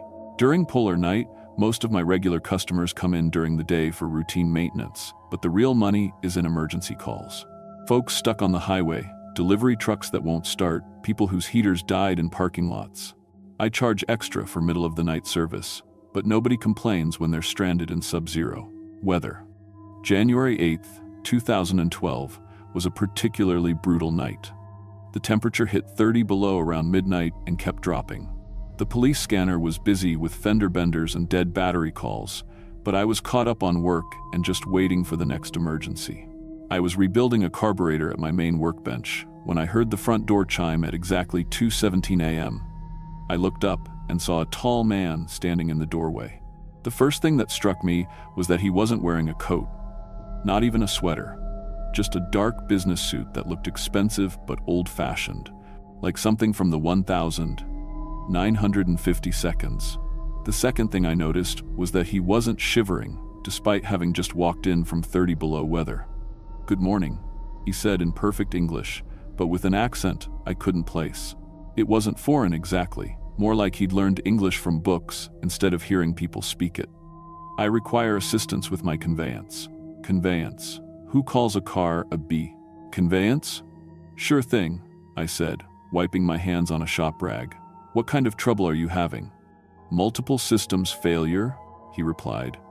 "The propulsion unit is operating at reduced efficiency. The electrical matrix shows several fault indicators. The climate control apparatus has ceased functioning entirely." I blinked. propulsion unit, electrical matrix. This guy talked like he was describing a spaceship, not a car. Okay, where's your vehicle? I don't see anything in the front lot. He turned and pointed through the back window toward the empty parking area behind my shop. It is positioned in the rear staging area. I grabbed my flashlight and followed him outside. The back lot was completely empty, except for my own pickup truck and a pile of snow I'd pushed aside with the plow. But he walked directly to a specific spot near the back fence and stopped. "The damage appears extensive," he said, looking down at the snow-covered asphalt. "Perhaps you could provide a diagnostic assessment." I stood there holding my flashlight, pointing it at absolutely nothing. "Sir, I don't see a car here." He looked at me with genuine confusion. "The conveyance is directly before us. Surely your visual sensors detect the primary hull structure?" Visual sensors? This guy was either crazy or playing some kind of elaborate prank. But it was 2 a.m, 30 below zero, and he was my only customer. "Why don't you describe the problems you're having, and I'll see what I can do." For the next 20 minutes, he gave me a detailed description of mechanical problems: engine misfiring at idle, transmission slipping between gears, electrical system showing fault codes, battery not holding charge. It all sounded legitimate, except he was describing repairs needed on a vehicle that didn't exist. "I can compensate you adequately for your services," he said, pulling out a roll of bills. "Would $2,000 suffice for standard maintenance procedures?" $2,000 for routine maintenance was more than I'd make in a good week. I looked at the money in his hand. It appeared real enough, though something about it seemed off. The bills felt too smooth, too cold, even for cash that had been outside in winter weather. "Let me get my diagnostic equipment," I said. I went back to the shop and returned with my OBD scanner, a computerized tool that plugs into a car's electrical system to read error codes. Feeling completely ridiculous, I held the scanner over the empty space where he indicated his engine should be. The screen lit up. Engine temperature: 210 degrees Fahrenheit. RPMs: 750. Multiple fault codes displayed across the screen. P171, System 2 lean. P420, Catalyst system efficiency. Below threshold. P301, Cylinder 1, misfire detected. I stared at the scanner display, then at the empty air, then back at the scanner. This was impossible. The device was reading data from a vehicle that wasn't there. "Your diagnostic apparatus appears quite sophisticated," the customer said, studying my scanner with intense interest. "How does it interface with the vehicle's central processing matrix?" I was too stunned to correct his weird terminology. It plugs into the computer system and reads fault codes." "Fascinating. Our diagnostic methods are far more primitive." "Our diagnostic methods? Where exactly was this guy from?" Over the next 3 hours, I performed the most surreal repair work of my career. Following his guidance, I reached into empty air and felt solid metal, an engine block, radiator hoses, belts, and pulleys.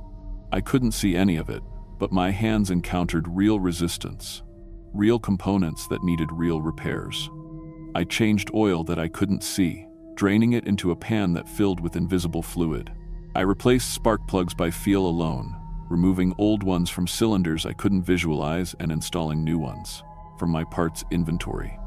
I tightened belts that existed only to my sense of touch, adjusted components that responded to my tools but remained completely invisible. The customer watched every move with fascination, asking detailed questions about modern automotive technology. "This synthetic lubricant, how does it compare to petroleum-based alternatives? These ignition coils, are they more efficient than traditional distributor systems? This electronic fuel injection, how precisely can it meter propellant delivery?" When I finished the work, he counted out exactly $2,000 in cash. The bills passed every counterfeit test I knew: right paper, correct watermarks, proper raised printing. But they felt wrong somehow, too perfect, like they'd been manufactured instead of printed. "Your services are most satisfactory," he said. "I will require similar maintenance in 1 week's time." "You'll be back next week?" "Affirmative." "Same temporal designation." 0200 hours. He walked away into the darkness, still not wearing a coat, still not affected by the cold. I watched until he disappeared, then went back to my shop and locked the $2,000 in my safe. The next morning, the money was gone. Not stolen. The safe was still locked, no signs of tampering. The cash had simply vanished. But the customer returned the following week, exactly at 2 a.m., wearing the same old-fashioned suit, speaking in the same textbook English. This time, he needed transmission work on his invisible vehicle. Again, my hands felt real gears, real fluid, real mechanical components that somehow existed without being visible. Again, my diagnostic equipment registered readings from a car that couldn't be seen. Again, he paid in cash that would disappear by morning. This pattern continued for 8 weeks. Every Tuesday at 2 a.m., he would arrive needing repairs on his invisible conveyance. His questions became more sophisticated. His understanding of modern automotive technology improved with each visit. He was learning, studying, gathering information about our mechanical systems. By February, I noticed his English was becoming less perfect. He started mixing in words from other languages, words that didn't sound like any human language I'd ever heard, concepts that seemed untranslatable. He would pause mid-sentence, searching for terms that apparently didn't exist in English. More disturbing, my shop equipment began malfunctioning around his invisible vehicle. Computers would freeze when I tried to run diagnostics. Power tools would spark and smoke for no reason. The overhead lights flickered whenever I worked on whatever he drove. The radio picked up strange signals, not static, but organized patterns that almost sounded like communication from somewhere very far away. I finally convinced my business partner Dave to stay late and witness what was happening. Dave is a skeptical guy, former Navy mechanic, who doesn't believe in anything he can't fix with tools. But when the customer arrived that Tuesday night, Dave's expression changed fast. "I can't see anything," Dave whispered as I performed brake work on invisible components. "But I can feel it. There's definitely something there." Dave tried working on the vehicle himself. His hands encountered the same invisible but solid reality mine did. We both heard the engine run, a low, powerful rumble that didn't sound quite like any internal combustion engine either of us knew. When I revved it up, we felt heat radiating from the invisible exhaust system. "What the hell are we working on?" Dave asked. That's when the customer began explaining. His vehicle existed in what he called parallel dimensional space, but could interact with objects in our reality. He was a traveler, he said, studying our world's technology to report back to his supervisors in another realm. His questions started focusing on vulnerabilities. How could vehicle fuel systems be contaminated? What would disable electronic ignition systems across multiple vehicles simultaneously? How were emergency services vehicles different from civilian transportation? What would cause the most widespread transportation failures? He asked about military vehicles, police cars, ambulances, fire trucks. He wanted to understand our infrastructure, our weaknesses, our dependencies on mechanical systems. I realized he wasn't just studying our technology. He was gathering intelligence. March 15th, the customer arrived with companions, 3 other figures in identical, old-fashioned suits, all speaking in the same textbook English, all unaffected by the brutal cold. They worked together on the invisible vehicle while I watched, discussing modifications and improvements in their strange mixture of English and untranslatable concepts. When they finished, the customer turned to me. "Your assistance has been most valuable. Our reconnaissance phase is now complete." Reconnaissance for what? Instead of answering, he walked to the empty air beside his invisible vehicle and made a gesture like opening a door. But what opened wasn't a door. It was reality itself, torn open like fabric to reveal another world beyond. Through the portal, I saw a vast landscape under an alien sky. Massive vehicles unlike anything from our world lined the horizon, machines that seemed part technology, part living organism. Armies of figures in dark suits marched in perfect formation, and in the distance, enormous structures that might have been cities or might have been weapons. "Phase 2 will commence soon," the customer said, stepping toward the opening. "Your dimension's transportation networks will be neutralized before the primary assault." His companions followed him through the portal. Before disappearing, he turned back one final time.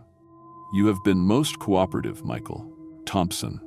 When the transition occurs, remember that cooperation ensures survival." The portal closed, reality sealed itself, and I was alone in my parking lot with Dave, both of us staring at empty air and wondering if we'd lost our minds. That was 8 months ago. I haven't seen the customer since, but I know he's still out there somewhere, in whatever dimension he came from. Sometimes late at night, when I'm working alone in the shop, I catch strange signals on my radio. Organized patterns that sound like countdown sequences or invasion coordinates.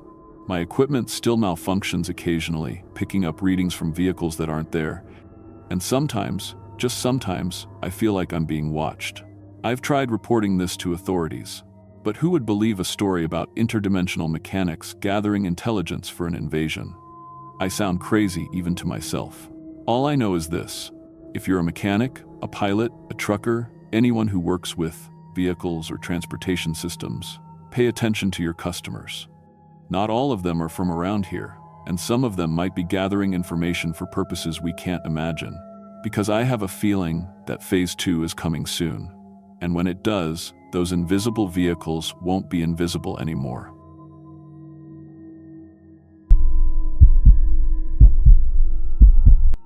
My name is Marcus Keller, and for the past 15 years, I've been carrying a secret that's slowly eating me alive from the inside. I've told myself 1,000 times that I should take this to my grave, but lately, the nightmares won't stop. Maybe if I tell anyone about what really happened during the polar night of 2010, I can finally sleep again. I was 17 that winter, working part-time at Northway Foods, the only grocery store in our isolated Alaskan town of 300 souls. Our family had owned that store since 1962, when my grandfather carved out a living from nothing but determination and the harsh reality of survival above the Arctic Circle. Dad always said I'd inherit the business someday, carry on the family tradition. God help me.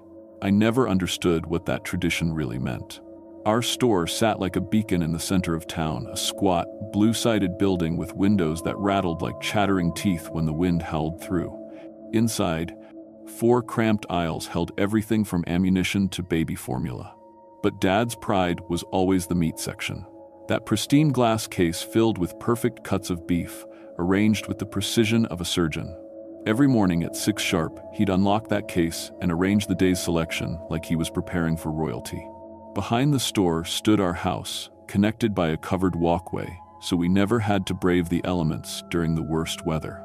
That walkway saved our lives more than once when temperatures dropped to 40 below and the wind could strip flesh from bone in minutes. But it's the basement that still haunts my dreams. What we kept hidden beneath that innocent family business. What my grandfather built and my father perfected. What I became part of, one horrifying piece at a time.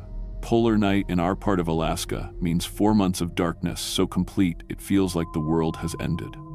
From November through February, the sun becomes a memory, just a pale glow on the southern horizon for maybe an hour each day. Supply trucks can't navigate the mountain roads once the heavy snow starts. We stock up in October with everything we need to survive until March: canned goods, medical supplies, and enough frozen meat to feed the entire town through the hungry months. December 12, 2010.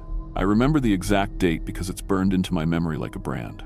I was helping Dad check inventory when we heard a sound that made our blood freeze, a grinding, metal-on-metal screech coming from our walk-in freezer. The compressor was dying, making this horrible death rattle that echoed through the store like a wounded animal. Dad's face went ghost white when he pulled open the freezer door. Instead of the usual blast of Arctic air, we felt warmth. Precious, devastating warmth that meant our entire winter meat supply would be spoiled within days. "How long until we can get a repair crew up here?" I asked, watching our breath fog in the rapidly warming air.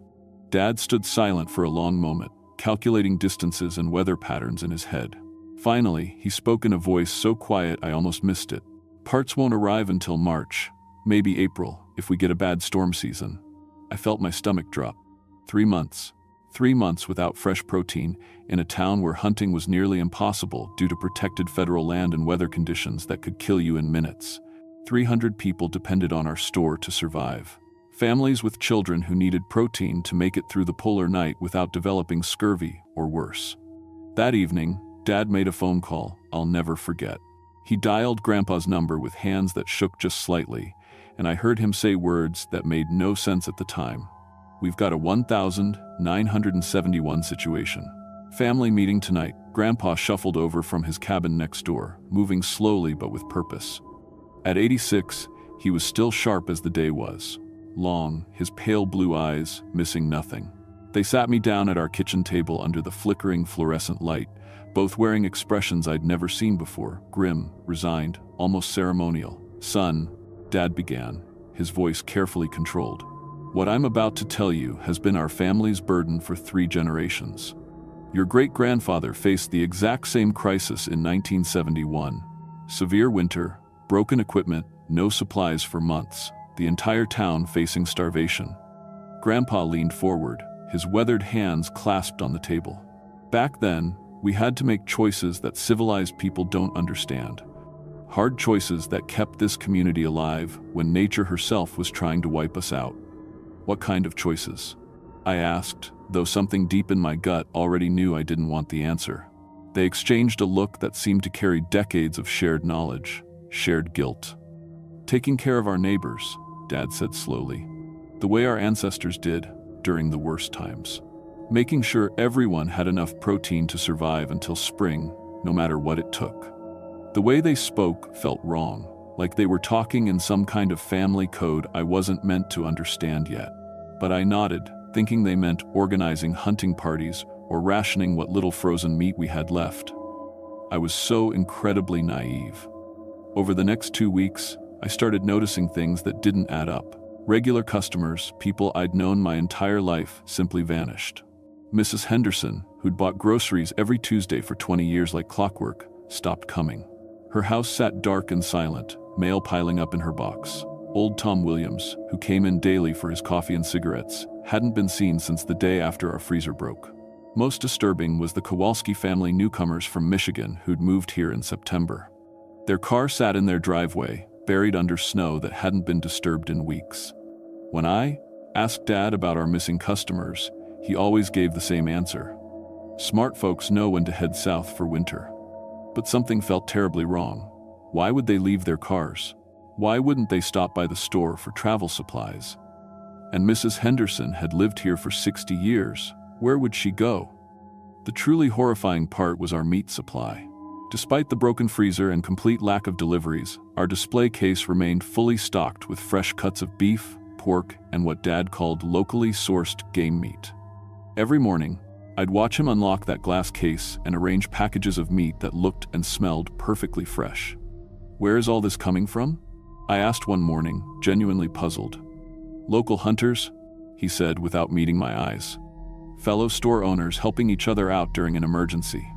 But the meat looked different from our usual beef. Darker red, with white fat that had a strange, almost translucent quality.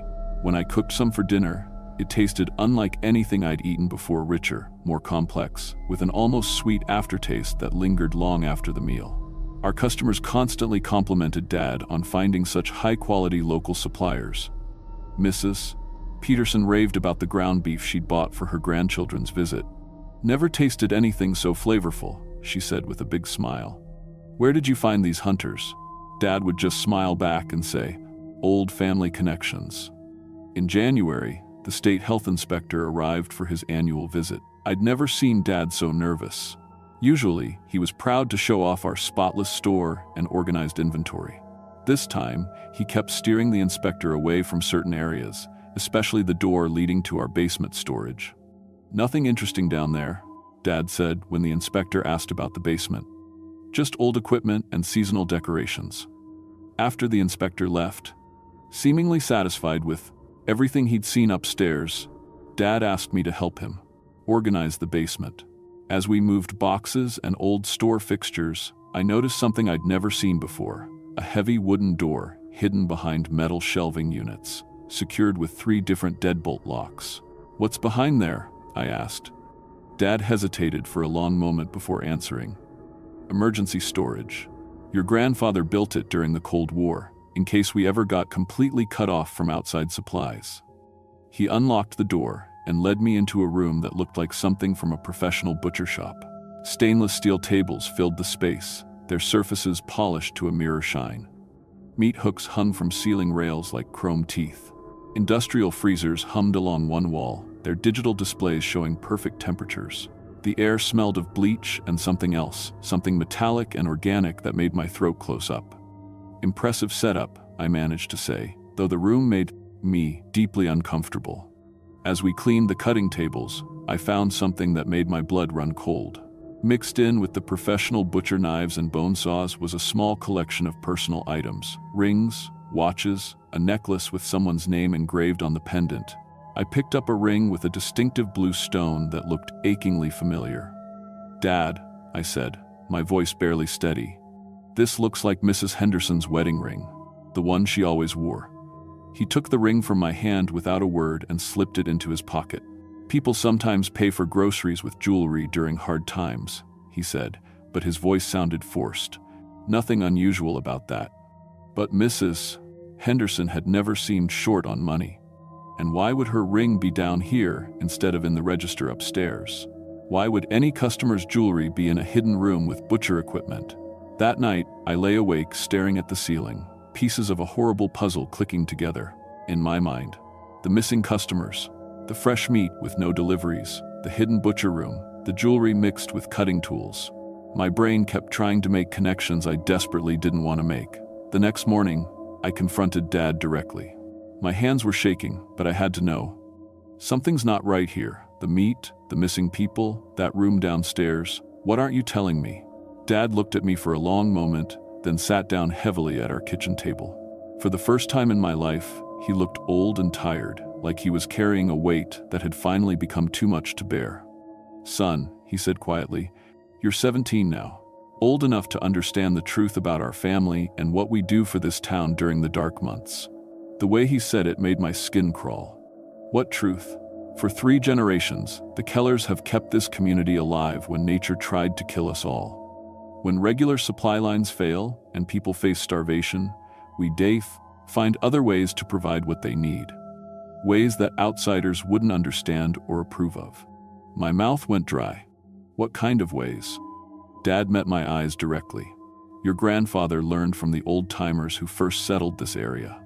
When you're completely isolated and facing death, you use every available resource, even resources that civilized people consider unacceptable." The room seemed to tilt around me. "You're talking about murder." "I'm talking about survival," he said firmly. "Do you think we chose this path lightly? Your grandfather spent sleepless nights agonizing over every decision. We don't kill randomly or for pleasure. We carefully select individuals who won't be missed. Elderly people with no family, newcomers with no local connections, transients passing through who nobody will look for until spring." The truth hit me like physical nausea. Mrs. Henderson, living alone since her husband died 5 years ago, no children or relatives. Tom Williams, whose only son lived in Seattle and called maybe twice a year. The Kowalski family, new to town, keeping to themselves, no local friends or connections. "The whole town knows?" I whispered. "About 60% of the long-term residents. The ones who've been here long enough to understand what survival really means in this environment. They help when necessary and stay silent about what they choose not to see." I thought about our customers, the neighbors who'd complimented our meat with such enthusiasm. Mrs. Peterson buying ground beef for her grandchildren, old Mr. Rodriguez picking up steaks for his anniversary dinner. How many of them knew exactly what they were purchasing? The authorities? Dad nodded grimly. State Trooper Martinez has been cooperative for years. He brings us difficult cases, sometimes prisoners being transferred who have no family, transients causing problems in other communities, people whose disappearance actually makes life better for law-abiding citizens. Even the law enforcement was part of this nightmare.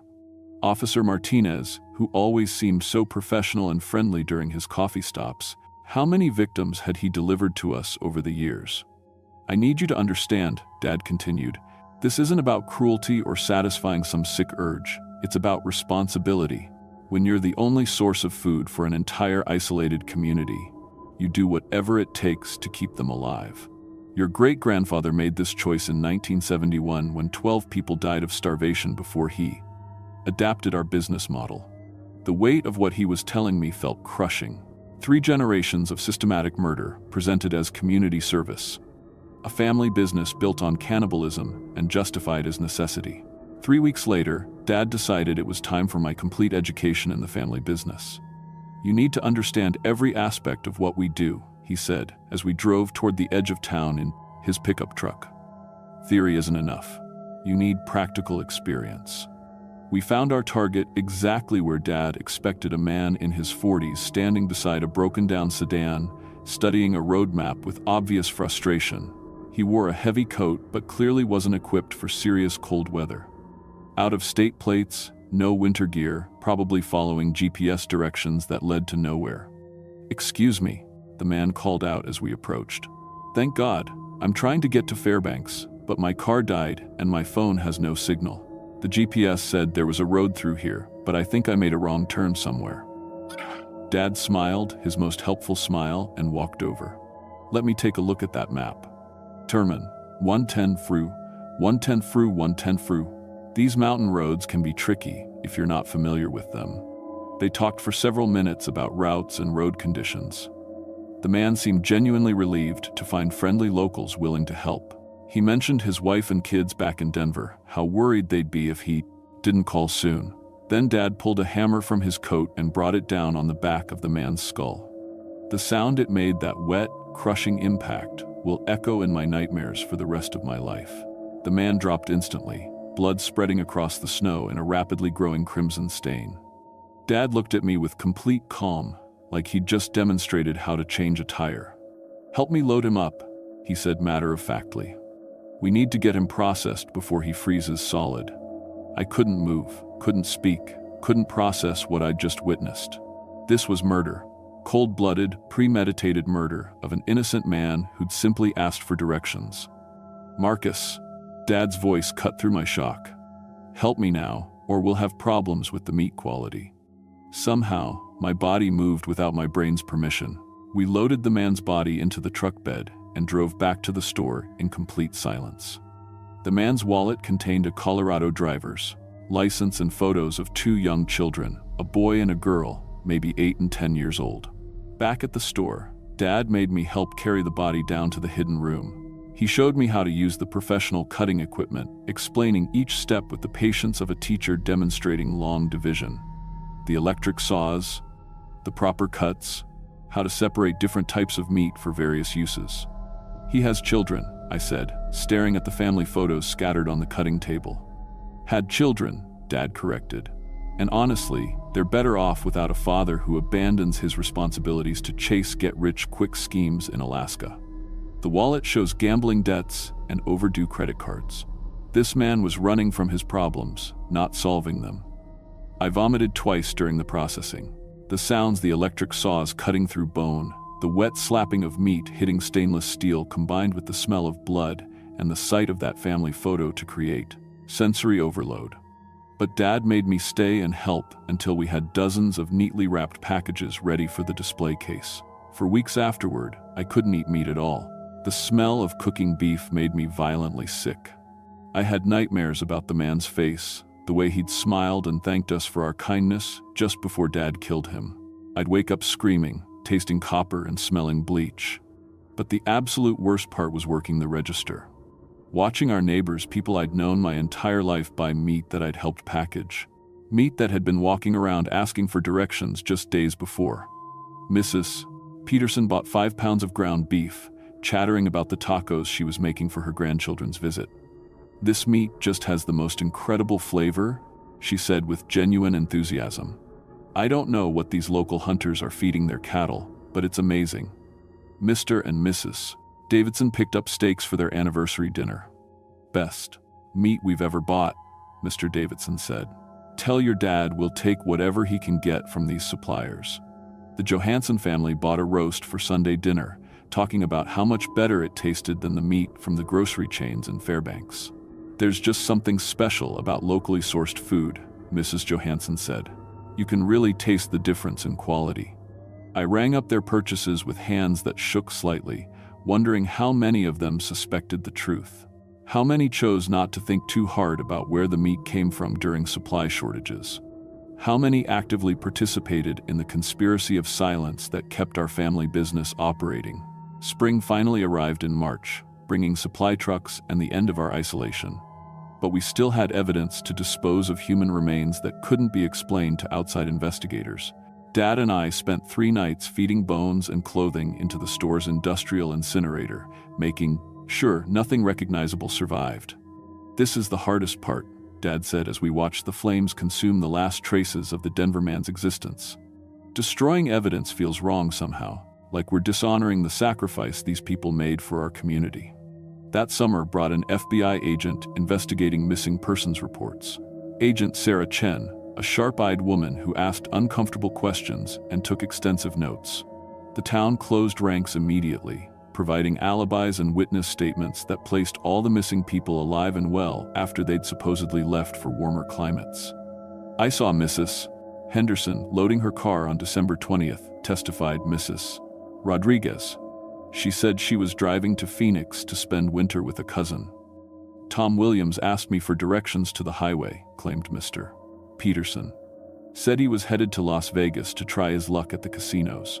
The Kowalski family came by to say goodbye," insisted the Johansons. "They'd decided Alaska wasn't for them and were driving back to Michigan." Agent Chen interviewed me privately in the store's back office. She was professional but persistent, asking detailed questions about our customer base and supply chains. I wanted desperately to tell her everything about the hidden room, the murder, the systematic cannibalism that had sustained our town for 3 generations. But I knew what would happen if I talked. My family would kill me without hesitation to protect their secret. And even if I survived long enough to expose them, I'd be destroying more than just my own family. Half the town was guilty of conspiracy to commit murder. The other half had unknowingly consumed human flesh for decades. Children had grown up eating human meat. Grandparents had survived brutal winters on the protein my family provided. How could I destroy an entire community to satisfy my own conscience? Agent Chen left town without finding any substantial evidence. Her investigation was officially closed 6 months later due to lack of leads and witness cooperation. That was 15 years ago. I'm 32 now, still running the store, though Dad retired 3 years ago and moved to Anchorage. We haven't faced another supply emergency since 2010, so the hidden room stays locked. But I know it's still there, perfectly maintained and ready for the next crisis. I never married, never had children. How could I bring innocent lives into this world, knowing what I know about my family's true nature? How could I risk passing this burden to another generation? Some neighbors still ask about those excellent local suppliers we used during the polar night of 2010. They wonder if we could contact them again, get more of that high-quality meat that tasted so incredible. I always tell them those suppliers moved away and can't be reached anymore. Which is true, in the darkest possible way. The town still depends on our store for survival. 300 souls still look to the Keller family to keep them fed and safe through the long, dark months. And somewhere beneath their feet, those stainless steel tables wait in the shadows, clean and ready for the next emergency. Because in places like ours, where civilization is just a thin layer over the brutal reality of survival, family traditions run deeper than law or morality. Some traditions are too essential to abandon, no matter how much blood they require. And when the next polar night brings another crisis, another broken freezer, another delayed supply truck, another community facing starvation, I know exactly what I'll do, what I'll have to do, because I am my father's son, my grandfather's grandson, and this is our family business, passed down through generations of men who understood that survival requires sacrifices that civilized people can never comprehend. The meat hooks are waiting. They're always waiting. God help me, I'm waiting too.